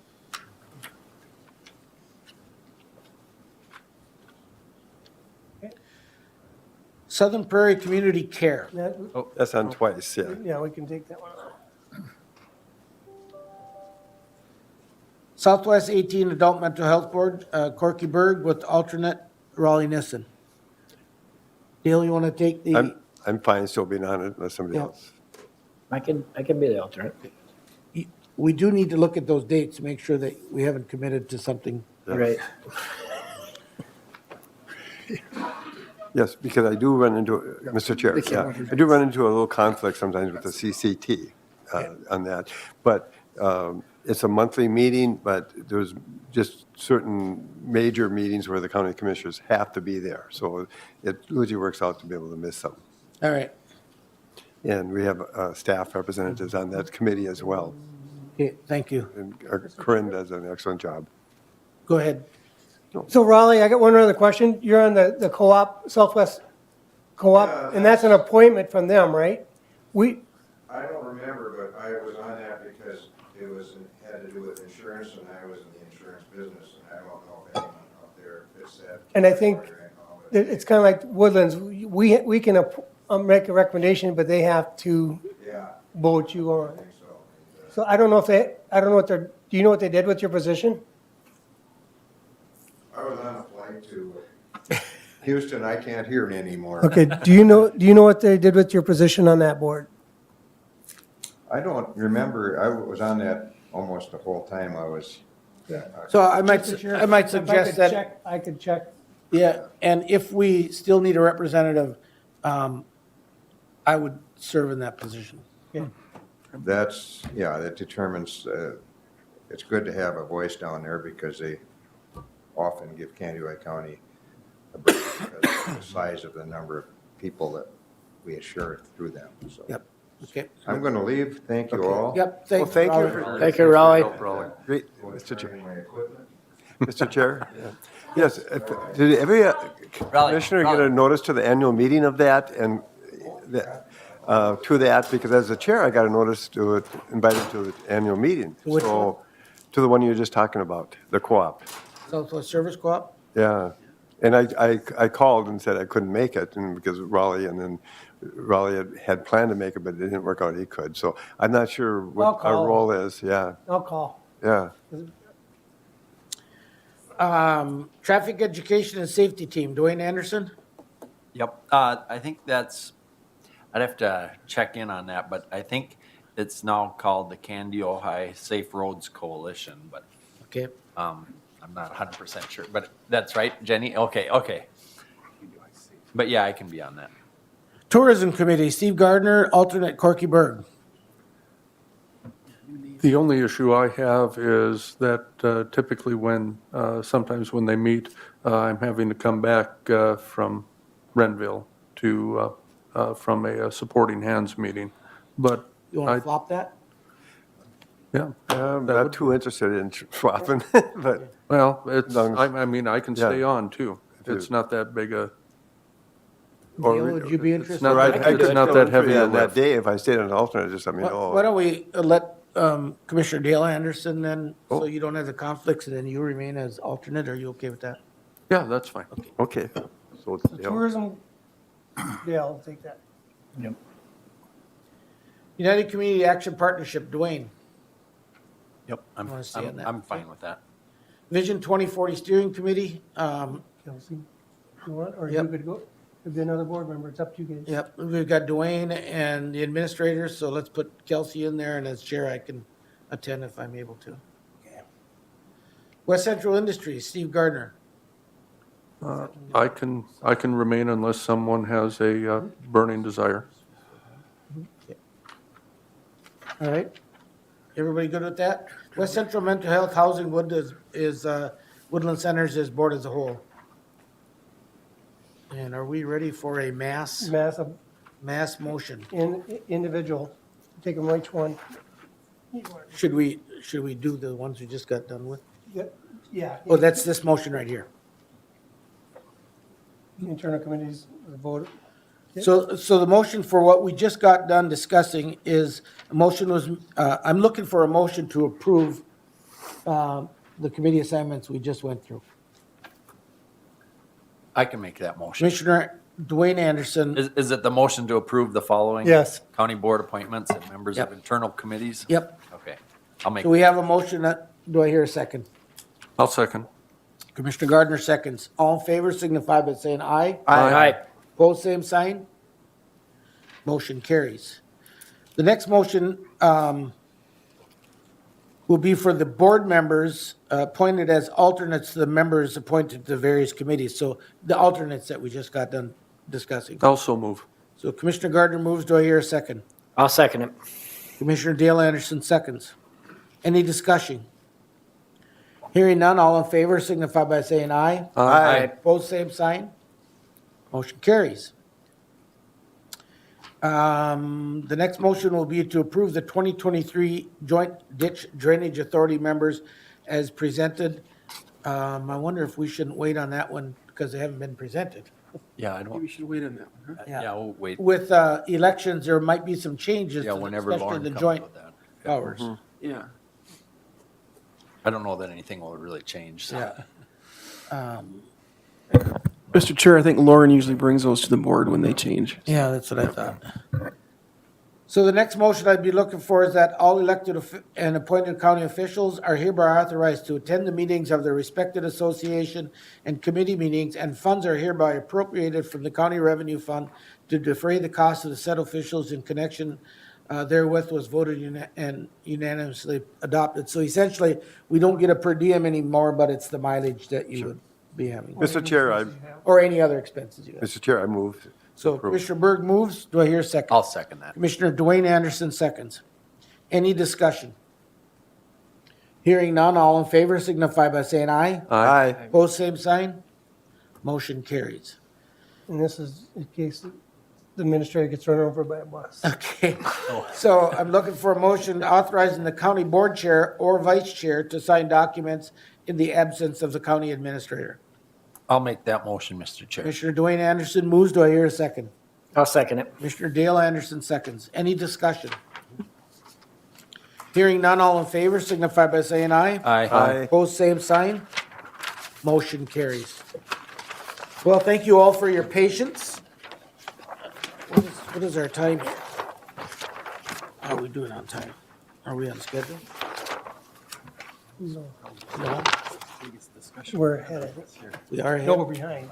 Figured that. The next one's 10:25. All right. So the next item on our agenda is Resolution 2023-2, setting the minimum salaries for the elected officials. You had a resolution in your packet. We talked about it at the last meeting, And and it sets the county attorney's minimum salary and the sheriff's minimum salary, and also the commissioners. so I'd entertain a motion on Resolution 2023-3. Also move on 2023-3. Commissioner Gardner moves on 2023-3. Do I hear a second? I'll second that. Commissioner Anderson seconds. Any discussion? Hearing none, all in favor signify by saying aye. Aye. Opposed, same sign. Motion carries. Resolution It's motion dash two. dash Did two, you say isn't it? dash three? Yeah, it should be two. Sorry. 2023-2. No, it says 3 on the resolution. Yeah, the resolution says 2023-3, but then it says, Maybe the agenda is just, maybe it's the agenda says 2023-2. with the resolution. So that's like It the would- 13th floor on a building. We're not going to have a two Yeah, this it's year. Well- kind of, No, should be 2, shouldn't it? Is that our second motion, Mary? That's only our second resolution, right? There's a resolution 3, which I believe is your Uh, resolution. There's another resolution. on Yeah, 1050 time slot is 3. Yeah. So we should correct that. Correct it, yep. And all we need is a friendly amendment. Yeah. I so Who move. was the second? I think Dale. I think No, that was- Dwayne. I was. Dwayne So, was. yeah, I'm in agreement with Okay. that, yeah. Have we voted? What's that? Have we I think voted? we already voted, but Just No, revote. Steve made, so Steve made the motion for the amendment and Dwayne Second it. yeah. for the amendment. 2023-2. 2. Correct. Thank you. Appreciate Mary watching our bobber here. so. The next resolution is 2023, and we're out of order, but we'll do it as the agenda states. 2023-4, classification of tax forfeited land. Who's presenting on that? Tom? Yeah. Thank you, Mr. Chair. So today I have before you Resolution 2023-4. So what we're doing here, this is our tax forfeited land classification resolution. So what has been done on these, just to give you a little bit of a backstory, these parcels below have been forfeited to the state of Minnesota for non-payment of taxes. So what the board has to do now, or what I'm recommending, is classify the lands as non-conservation. Should that go through after this, we will send a letter to each of the townships or the cities to approve a sale and also to approve the classification of the sale of the lands. This year, we have a fair amount. We have a lot and land up in Colfax Township. We have 2 platted lots in Dovery Township. We have a land with some buildings in the city of Atwater. We have a bare lot in the city of Blumkist. And then we have a house in the city of Wilmer. And then we have 2 outlots, kind of by Cub Foods Cashwise. It's actually the road in between Culver's and the old Office Max building. So what I'm asking today is the approval of Resolution 2023-4, approving the classification as non-conservation of these forfeited lands. So then we can send off the approval to the cities and townships. Is there any question that just a simple classifying them as non-conservation is all you're asking in this resolution? Is that correct? That is correct, Mr. Chair. Okay, Commissioner- Mr. Chair, yeah, I just want to have I don't know, point of information, or if it needs to be corrected. It says Blomquist, or is it Blomkest? I mean, 'cause Is it the city of Blomkist? I could verify that with the Okay, deed. 'cause- Yeah, I will, yep, I'll verify that Alright. with the deed, yep. Commissioner Gardner. Thank you, Mr. Chair. I would move on Resolution 2023-4. Do I hear a second? I'll second that. Commissioner Dwayne Anderson seconds. Any discussion? Mr. Chair, just clarification on the Schmidt second edition by the old Office Max. Was that part of the deal or part of the negotiation as far as the other business moving in there? Did they want those properties? You know, I know Is that there the was same property talk. they talked about? It is. Mr. Chair, I do know that there was conversation. I have not been formally, or our office has not been spoken to about that or questioned. But it's actually the road, the access point in between Culvers and the old Office Max building. Any other discussion? Thank you, Mr. Chair. Just to say that I've viewed those two properties, had a discussion with you about it, and then I also have been in the house over on just south of Trot Avenue, so. Any other discussion? Hearing none, all in favor of Resolution 2023-4 signify by saying aye. Aye. Opposed, same sign. Motion carries. Thank you, Mr. Odens. Now we are at request to appoint Matt Runke as surveyor, county surveyor. Dwayne. Mr. Chair, I received a notice from our surveyor, Dwayne Bonema, that he is interested in retiring. Currently, he is our surveyor, and Matt Runke is our deputy surveyor. Turn it over to Dwayne. You can talk a little bit about your plans and retirement, and then I would request that the board appoint Matt Runke as our next surveyor. Dwayne? Thank you, Mr. Chair, and as surveyors, I just leaned over and said to Matt, I believe it's Would you, Blomquist. sorry to interrupt you. Would you, for the public and who may be watching, introduce yourself, who you are and I'm what you do? sorry. Dwayne Bonema, Candy, Ohio County Surveyor. So. Thank you. But I believe it is, the edition is called Blomquist Edition, and the town is Blomkest. That one has always puzzled me. But, Okay. you know, Matt, as you saw probably in the letter, Matt sat in my office, I think about 22 years ago, and within a few minutes I said to Matt, go to St. Cloud State, get as many GIS classes as you can, and come and replace me. Well, after that amount of time, here we are, and Matt has done great. He supports all of our county departments, other than maybe Health and Human Services. The rest do turn to him. Matt also has built our GIS department. When I won the election, you know, that's such a unique experience. You guys have had it some, but I walked in the courthouse maybe a couple weeks later, and the people who work with real estate had one comment, and that was GIS. And so we've built really I think it's an excellent GIS system, and that's a testament to Matt's work. He's done a great job, and we've been together for 20 years, and so that's about all I had to say, Larry. It's been such an honor to work for this county and this board, and it's been all good and honorable and just a wonderful experience, and a great honor in my life to have been able to serve in that way. Thank you, Mr. Bonema. So there's not hardly a week that goes by that I'm not contacting Matt and Dwayne about something we need to be working on in the city. I'll use the recycling center building, for example.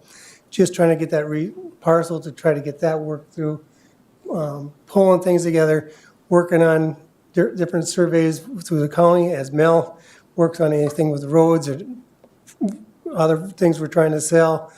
Trying to put overlays for 911 system, group homes, daycare homes. We can map things out. It's easy to locate. There's just so many things that involves GIS anymore that it's almost like it's your right hand. And Matt has been working very hard to make sure he keeps things up to date. Is a great teacher. If you ever want a lesson on how to get into pictometry and do some of those things, it's a good thing to know. The problem is, like guys like myself, I don't use it enough. And so you get a class, and by the time you come back to it, you don't know. But I would just say this: Matt has been at the table on a lot of issues and has done a very good job. And without reservations, I would recommend that he be appointed as a surveyor. Thank you, Mr. Kleinelt. Mr. Runke, do you have anything you wish to say? No, I've really enjoyed working for Dwayne over the years, getting to know everyone in the county and serving both the county board and the residents of Candioi County. I'd like to continue to carry on what Dwayne's done and all the prior surveyors before me, and really started with paper maps to all digital now, and really continue to move the county along as the technologies change, and on the surveyor part, the histories, keep histories and the outlet for anyone land related. So anyone getting their property surveyed in the county, make that as readily available as we can to both the citizens and other surveyors. So, and it's a huge honor to be recommended for appointment, and I appreciate Larry, your kind words and working with the county. So, Thank you, Mr. Runke. Before I ask for a motion, does anybody have any questions of Mr. Runke? Or any comments?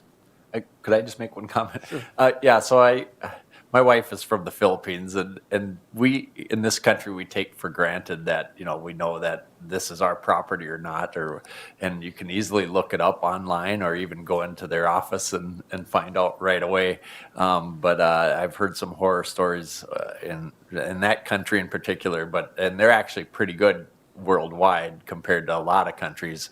And so land gets sold that people don't own, and then the buyer doesn't actually own the land, but he paid for it. And so it's great that you guys are keeping up on modern technology, and so that anybody can look up what property is owned by who, and that you actually own the property that you're on. So that's just my little side note or whatever. So, but I would like to make a motion, if I could, to appoint Matt Runke as the new county surveyor, if I could at this time. So Commissioner Dwayne Anderson moves to appoint Matt Runke as our county surveyor. Do I hear a second? I'll second it. Commissioner Burke seconds, and I think you have a comment, Commissioner Burke. Well, I was just going to comment, two things I was going to quickly say was a thank you to Mr. Bonema for all these years of service and all the changes that's taken place. That's just phenomenal. Also, the resume on Matt, and we have a motion already, but it looks very solid. You definitely are experienced and look like you're ready to step in. So. yeah. It's amazing when you work at, starting here and starting as a county surveyor, the different, like Larry was saying, the different things you get involved in, where going to school I would have never thought, just like Larry said, there's many projects over the years and it's fun to have a little bit of a taste on getting into different, census was a big one this year, a big undertaking, and it's interesting what comes up every year seems to be something different we get involved with, so. All right, any other discussion? Just one comment to what off of what Dwayne said. We Americans just take it all for granted, but as the county surveyor, we're the custodian of like 4,000 section corners, and the recorder is the custodian of all the land records, and without that, it would be a different world.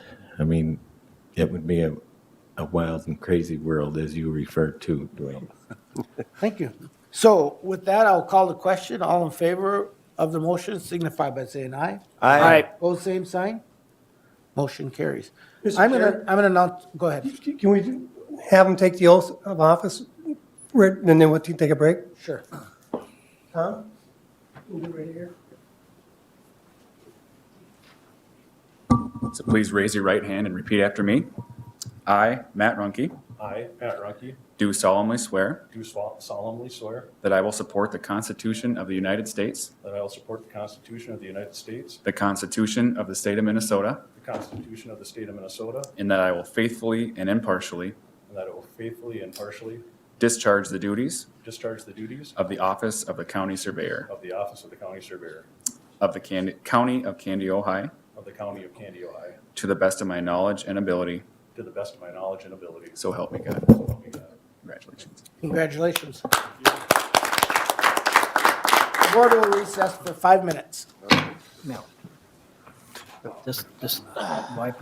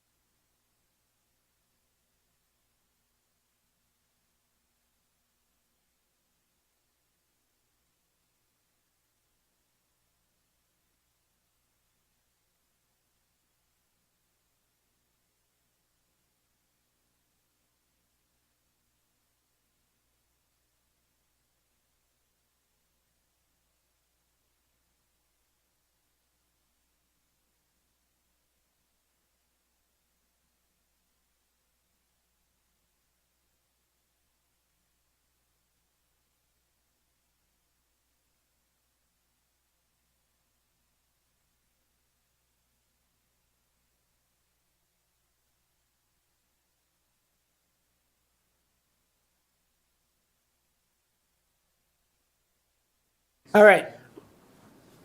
Ray, you ready? Ready. 3, 2, 1. I'll call the Kaneohe County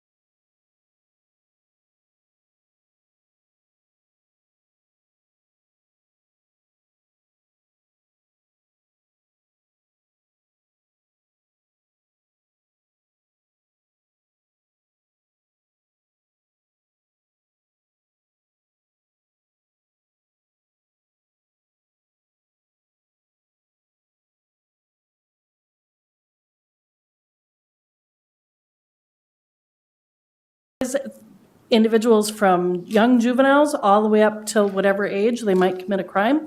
And we supervise all different types of offenses, from shoplifting all the way up to murders and high-risk sex offenders. So it is a critical component of public safety.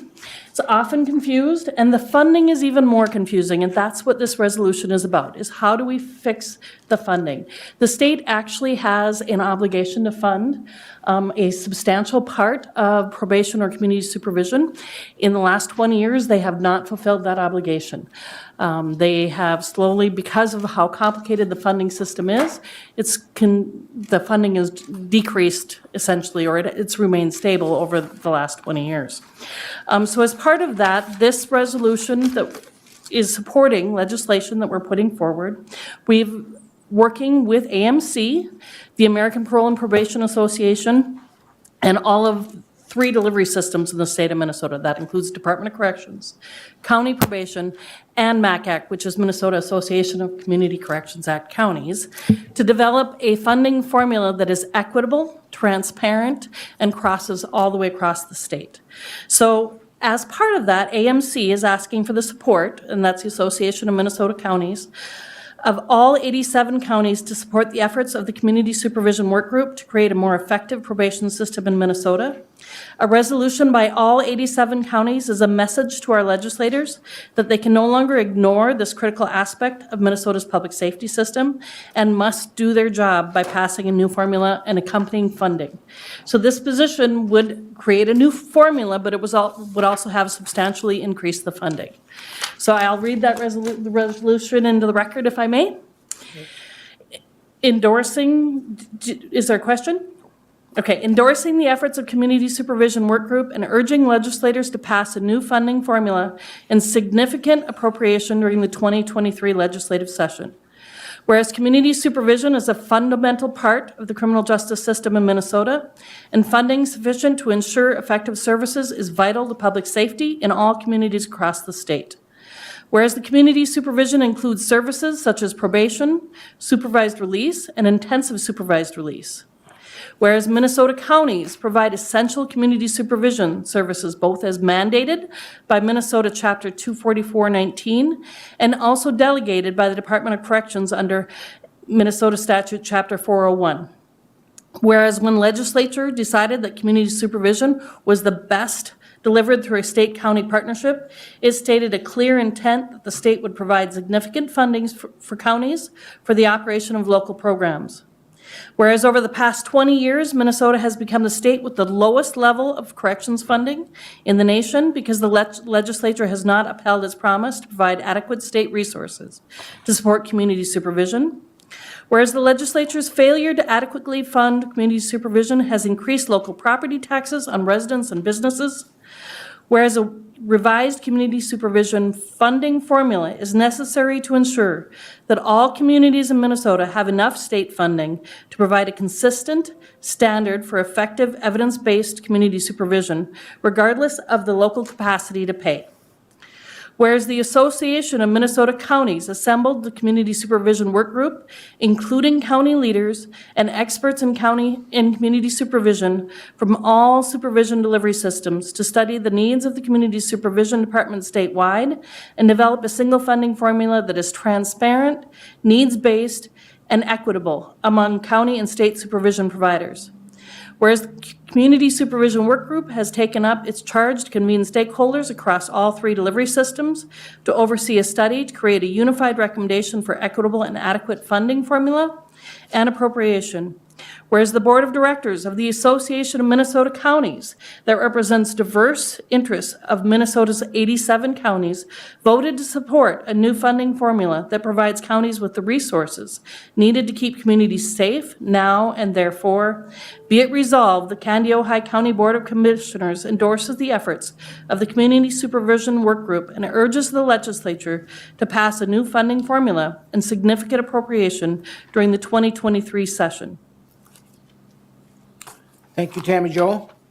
Mr. You heard, Yep. go ahead, Commissioner Burke. Mr. Chair, I would like to recognize Dr. Tammy Lieberg's recommendation that we endorse this resolution number 2023-3, and thank you for your work, and I would move a motion to approve. So we have a motion to approve Resolution 2023-3. Do I hear a second? I'll second that. Commissioner Anderson, any discussion?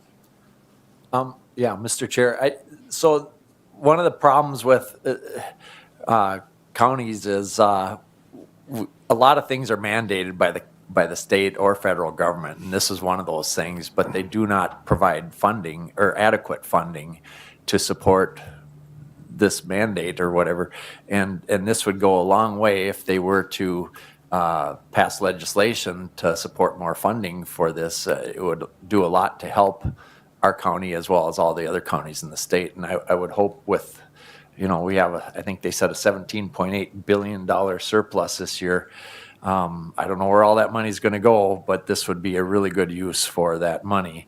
And it would actually help the property taxpayers of the county if it would take some of the pressure off the tax dollars if this got passed. Thank you. Anyone, any other comments? Just, Mr. Chair, one other comment. Dr. Lieberg worked hard on this last year too. Unfortunately, nothing happened, and maybe we can make it happen this year. Actually, I think it's been 3 years, if I'm not mistaken. Well, I We're in would- our 3rd year. I would tell you that we actually Yes. started some of Yes. this change. We tried to get this started back in like 98 was the first time we went for this push, and we have not been successful. I would like to add also, not only I am part of the committee at the statewide working on this funding and this change, but also because of part of this process has included a workload study. I will tell you that many of our probation officers here took on the additional duties of adding this into their daily work to do the workload study over the month of December and voluntarily jumped in and were super helpful so that we could include that information when we go to the legislature. Thank you. The only comment I would make is that I really want all of the board members to, if called on, whether it's for corrections or transportation or public safety or whatever, if we're asked to go down to the Capitol, even if we're not asked to testify, but to be there just to lend support to those who are testifying, that we consider making ourselves available to do that. So, with no other discussion, I will call the question. All in favor signify by saying aye. Aye. All opposed, same sign. Motion carries. Thank you. Thank very you. much.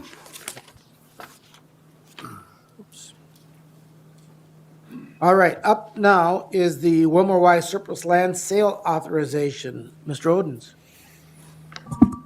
Mr. Chair, members of the board,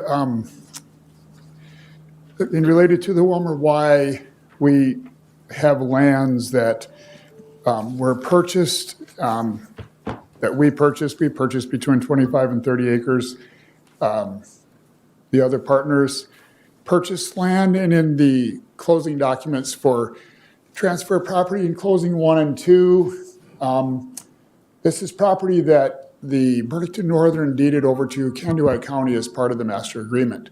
So with that, it's my recommendation and staff's recommendation to start disposing of property we no longer need as part of this project. So we've got 3 tracts, tract 1, which is 12.6 acres, tract 2, which is 4.5 acres, and tract 3, which is 27.7 acres. We have a tract over here on the west side of 12 that we're not recommending for sale at this time.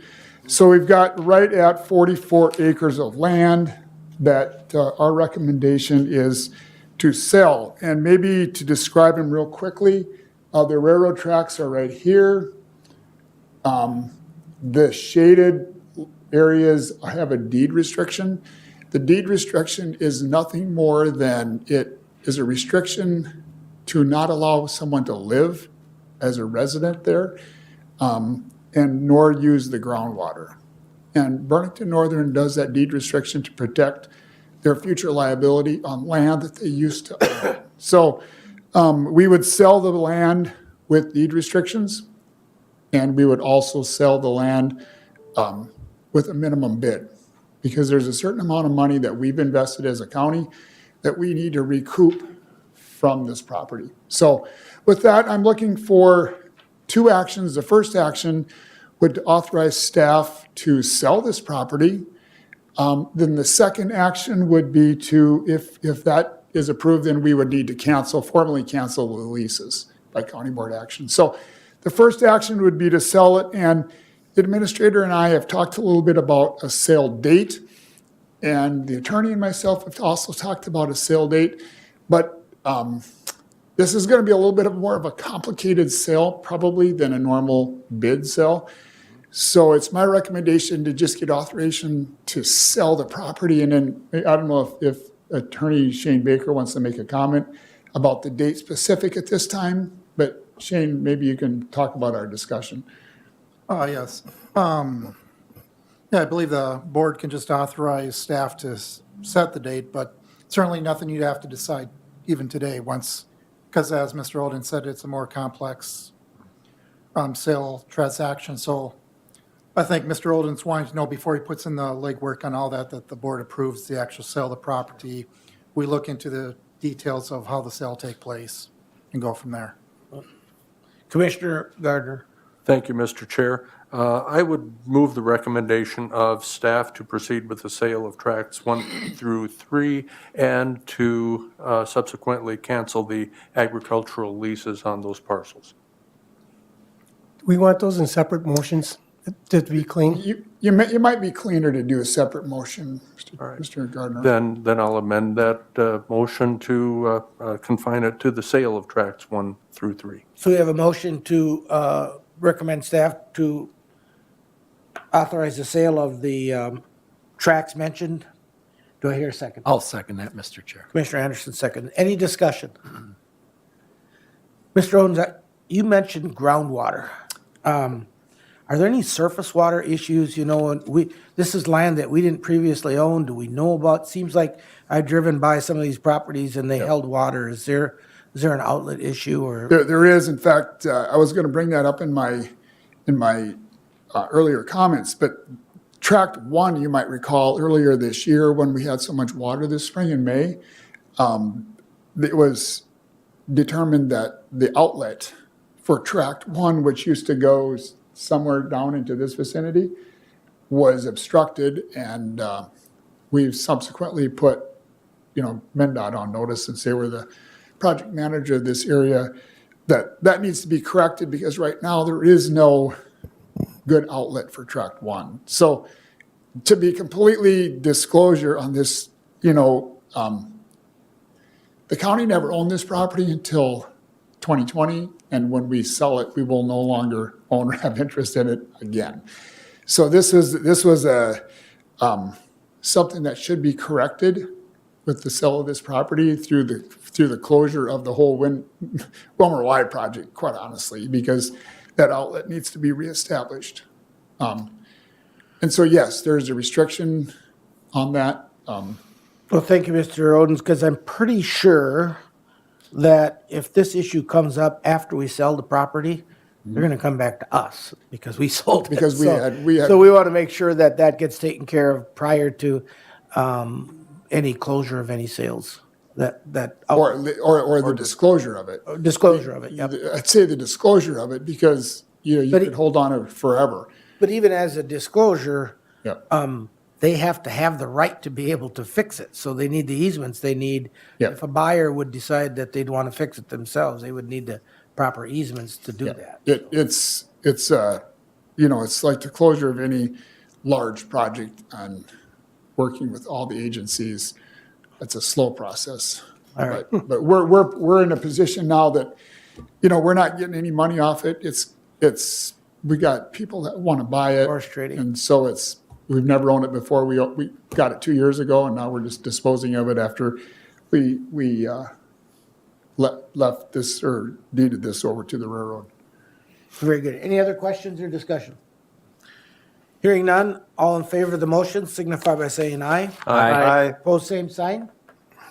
Motion carries. And then we need to cancel the lease. Or did you? No, you asked for a separate motion. So I'd entertain a motion to cancel the lease on these tracks. I will make that motion. Mr. Gardner moves to cancel the lease. And I'll second that. Mr. Dwayne Anderson seconds. Any discussion? Hearing none, all in favor signify by saying aye. Aye. Opposed, same sign. Motion carries. Thank you. Thank you. Thank you, Mr. Odens. County Attorney Baker, contracts with various cities. Yes, good morning. Shane Baker, Kenai County Attorney. I come before the board asking for approval of contracts to be city prosecutor for City of Raymond, Spicer, and New London.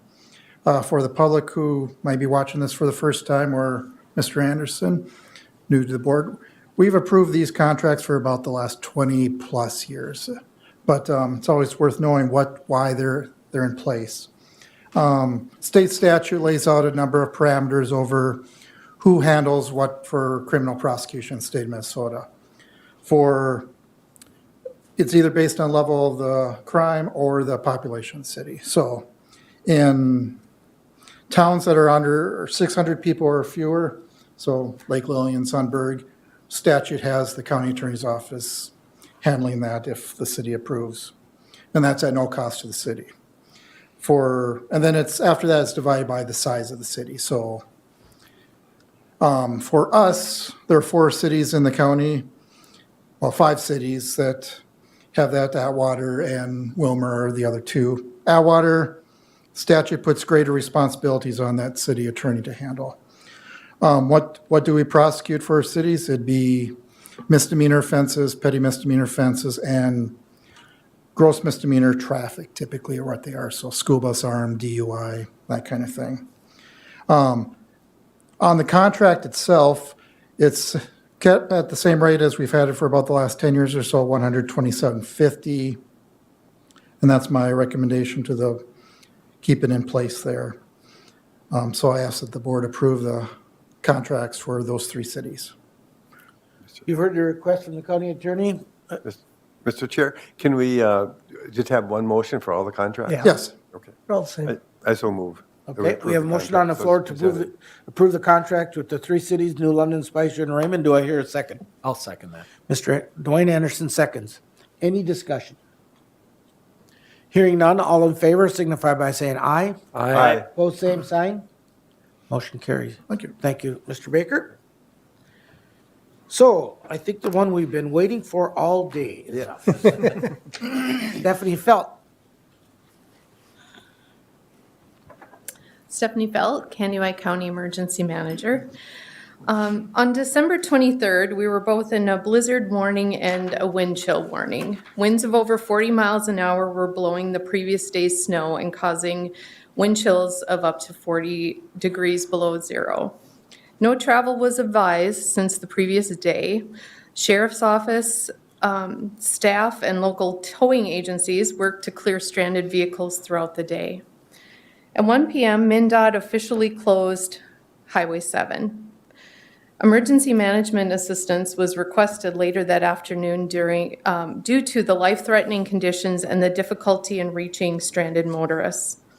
I called the Minnesota State Duty Officer to request National Guard assistance, but was denied since all available assets, both personnel and track vehicles, were deployed on efforts in Renville County, and essentially we were on our own. So I came today as a thank you to how our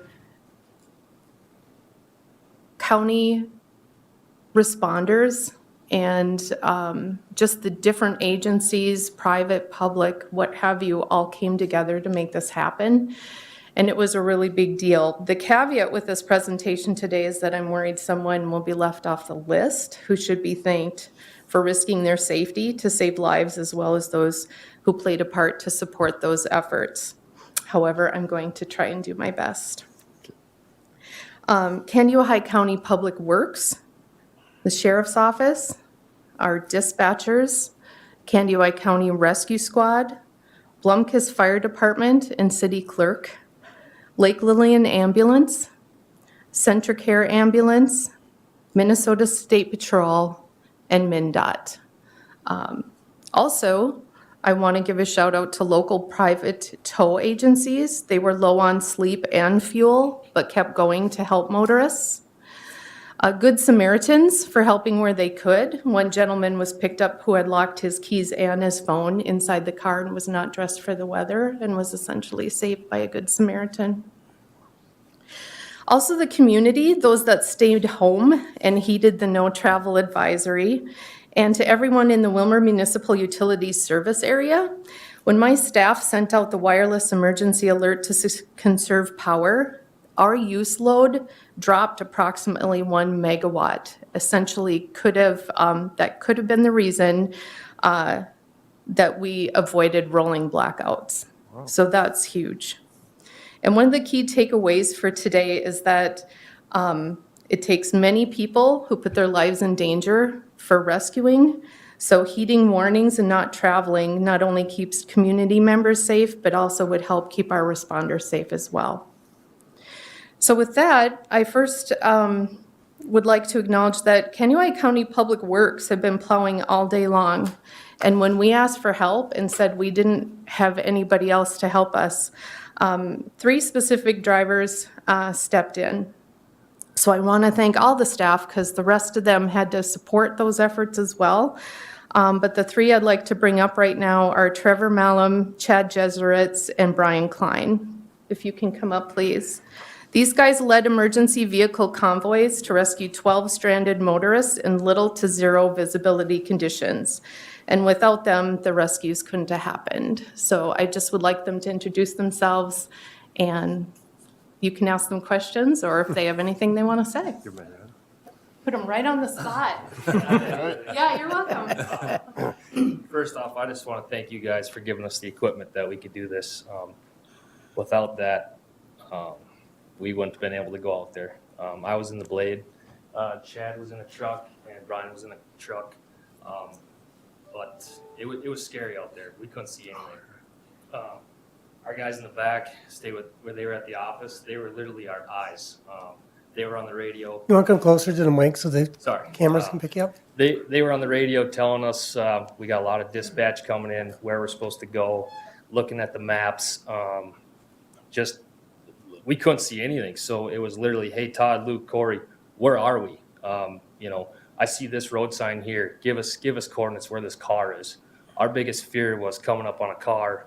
You don't know where they're at. They don't know where they're at. You can't see anything. Running into something. We're just very fortunate that the equipment we had was able to get out there and do this. It was a scary moment when I was talking to Chad on the radio. I had warning signs going off in the Blade. The transmission was getting cold. At any given point, we were ready to shut down because we didn't know. It would have been different if it was just a snowstorm, but that cold was unbelievable. The equipment's out here. And yeah, we do have the county Blade out here along with another truck. But that was out on the convoy, and it was definitely. Went out to clear a road. Just we're getting ready to do that. Yes, but, it would have never, as operators we were out there, but it was these guys back in the office that really helped us out and having the means to do this. So thank you guys. So could I just have ask a question? So people ask me this, you know, they go, well, those guys, they got equipment to see on, where you are, or GPS type stuff. You don't, or you do, or No, how we does that don't- work? We don't run GPS.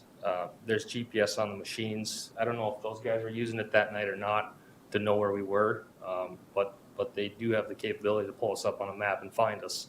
Okay. Otherwise, we're just communicating through the radio. Hey, this is what I see. As calls were coming in, they were kind of coordinating us to like, hey, you guys should go here next or whatever.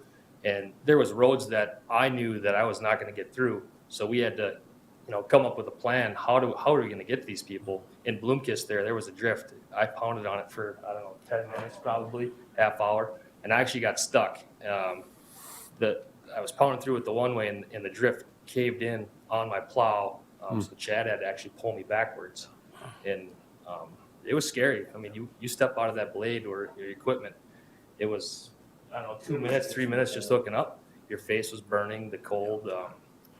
When we got back to the shop that night, it was pretty rewarding to see these guys and smiling and shake hands. And it was a matter of time where we didn't know.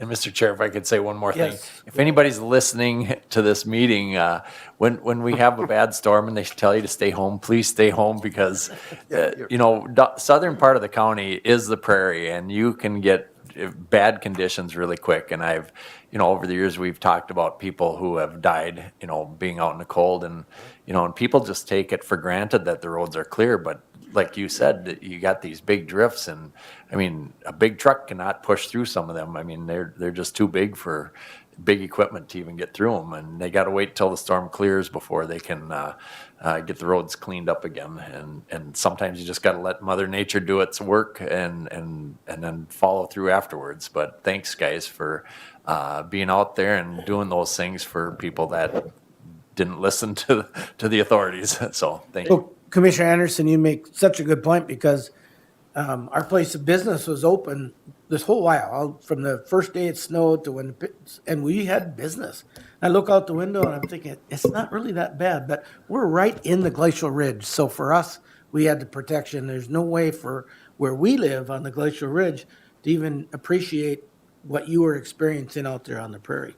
Any other comments or questions?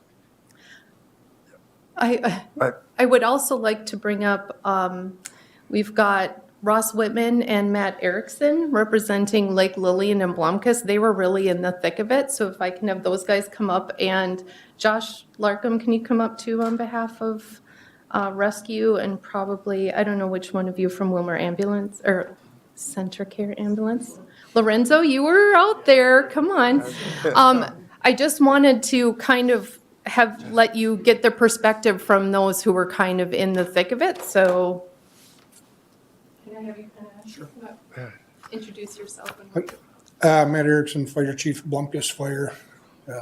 And hats off to the plow drivers and the county guys in the office that were guiding them guys. I was monitoring the radio a little bit later in the afternoon, and they put in a lot of hours to help people out. And I remember exactly what time it was. I'd been in Blomkist on a furnace call, and I knew if I didn't get there, we weren't going to get into town either way from the north or south because it gets really bad. And I was able to get home, and then there was, I think, 8 cars stranded right at the south edge of Blomkist. And so I called dispatch and offered the community center if they needed somewhere to stay. And Barb Gilberts and her husband Lyle, she's our city clerk, went down, got coffee going, and what we had for candy bars and stuff in the fire station, and got that ready. Well, and they got them to Wilmer, and then it was later on that night when was it 12 vehicles out on 44? I think it was. Well, I've heard kind of varying accounts because there was a lot of vehicles stranded all over the place. So who got pulled out by tows, who got pulled out by Good Samaritans or rescue? I still don't have a final number on that. What I do know is 12 motorists got hauled back to Wilmer. So. And so then they all came into Blomkist. I was able to get from Savea, me and one of the other firefighters. One of the deputies brought it. We had a medical too at the same time. And he had to plow one of the, I think it was the grader, who was the deputy. And they just picked him right up, brought him to our fire station. And then So I knew we'd be able to get in the south edge of town if we were timed it right, which we did, and then everybody congregated there, and then the plow guys led us back to Wilmer, or got back to Svea and the rest to Wilmer, but, and then Lake William came from Lake William, and a couple of state troopers, I think, and I don't know, there was a lot of people there, I don't know. Right, that's just. Involved a lot, it was, yeah, Exactly. pretty, a lot of thankful motorists that, but yeah, stay home when it gets bad. I know I was out and shouldn't have been out trying to get the heat going, but, Right. Thank lesson you. learned on my side. Well, one thing that I should have said too is we did stand up the National Guard Armory to use as a shelter for people that were being rescued. However, when efforts got to Wilmer, the roads weren't as bad, like Commissioner was saying. So people did end up staying at local hotels, but just so you know, we were coordinating between both the National Guard and the American Red Cross to both staff and supply the shelter if needed. So that was an important thing to come up. Anybody else want to step up? I had you standing here, but just on behalf of your agency, anybody? Okay. Ross Whitman, Fire Chief, Lake William Fire, and also on Lake William Ambulance. I think in the 25 years I've been on the fire department, this has happened 3 times.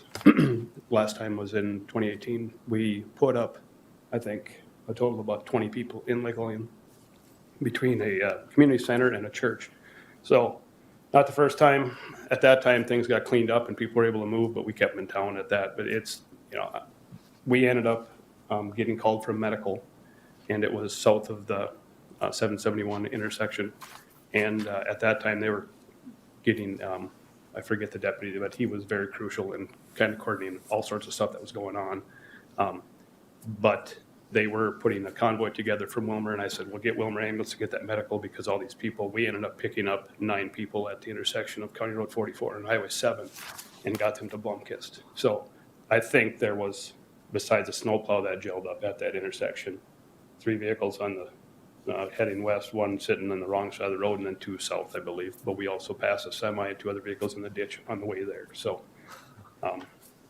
and the 9 people that we got in, they were all from eastern part of the state, metro area. So they said that it wasn't bad until they got to Cosmos. They were going to stay there. There's no place to stay there, but yeah. So it was definitely interesting.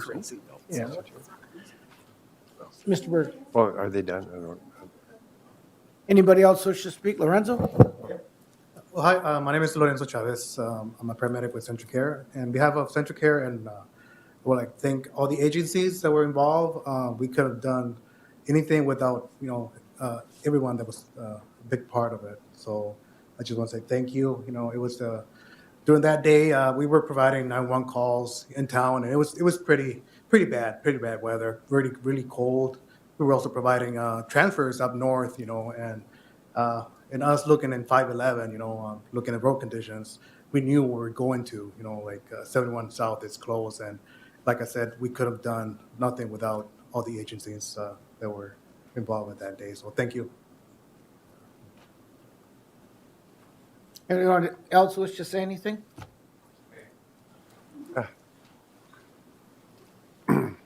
Morning, Mr. Chair, Board. I'm Lieutenant Kelly Mager. I'm with the Minnesota State Patrol. I work out of the St. Cloud District. The St. Cloud District covers 12 counties, which includes Candy-Ojai County. Speaking with the Sheriff and Chief Deputy this morning, I was one of the privileged people to be involved in that mess from the beginning, spending about 4.5 hours before somebody could come and rescue me. The one thing that we pride ourselves with the State Patrol is partnerships and relationships. And of those 12 counties, having worked with Candy-Ojai County, with the Sheriff's Office, with Public Works, and obviously all the responders here, it's a relationship that's unmatched. I mean, I look at very urban areas such as St. Cloud, at the personalities and the personability that comes along with a smaller community is something that I'm extremely grateful for. So I want to express my thanks there. The state of Minnesota obviously cannot do anything alone. We recognize that it was Highway 7. We recognize it was Highway 71. And yet your folks had to come out and rescue the trooper who was broke down and stuck out there as well. So the irony is not lost on me. So it's just important that I offer gratitude, right? I mean, it truly is a team effort. So no, I just wanted to take a chance to recognize your staff and thank you. Thank you. Anyone else? Sheriff? I was working, but just to give you a little idea, as this was going on, the city of Wilmer was dealing with a fugitive they were trying to apprehend who stole a car and then stole another car, and that went out into the county. So a bunch of us were trying to apprehend this guy, but a lot of us were. And then, but then we were trying to divide efforts to help everybody else too. So it was an interesting day. So I just thank everybody for doing their job, and it was, it ended fine. But just to give you an idea, it's usually when the wheels are going to fall off the bus, they do. And that's what happened that day. So, Well, one positive aspect is you all have stories to tell your grandchildren someday. That's for sure. Thank you all for your efforts. Commissioner Burton. I just like to add that this is a big deal. I mean, a really, really big deal. You guys are our heroes. We got heroes right in our backyard here. I mean, these people potentially could have died. Or most likely, maybe some of them would have. And all the training you had and all the coordination of services, I'm really proud of Candiwai County and the state and the healthcare, Caris Health, everybody involved in this whole thing. It just didn't happen. These heroes happened, and this happened. It's all this long time planning and funding of these programs with taxpayers' dollars to get the training and being sure that you have the resources to work with, the equipment to work with. And I appreciate hearing your stories, and I want to say thank you very much for risking your lives out there for the rest of us. So, Thank you. Anyone else wish to speak? Well, we appreciate all your hard work. Give yourself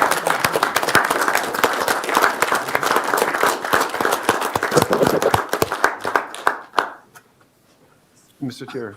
Yes. Yes, I also like Stephanie and your crew and Ace, but also Mr. Kleindahl.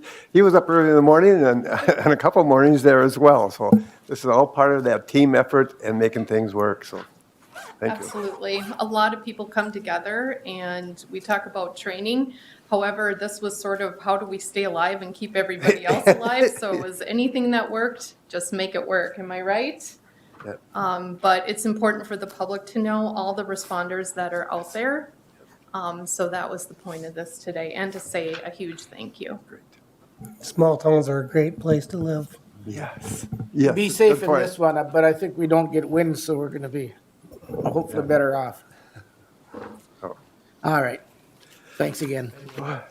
Thanks. So brings us to the point in the meeting where we do administrative updates, and in the interest of time. I think I'll skip my administrative updates. So next month, if you wish to roll back the clock, we got like 3 meetings to report on. And maybe we just hit the highlights and learn how to Sure. condense it down a little bit. So with that, if there's no other business to come before the Board of Commissioners, we will adjourn.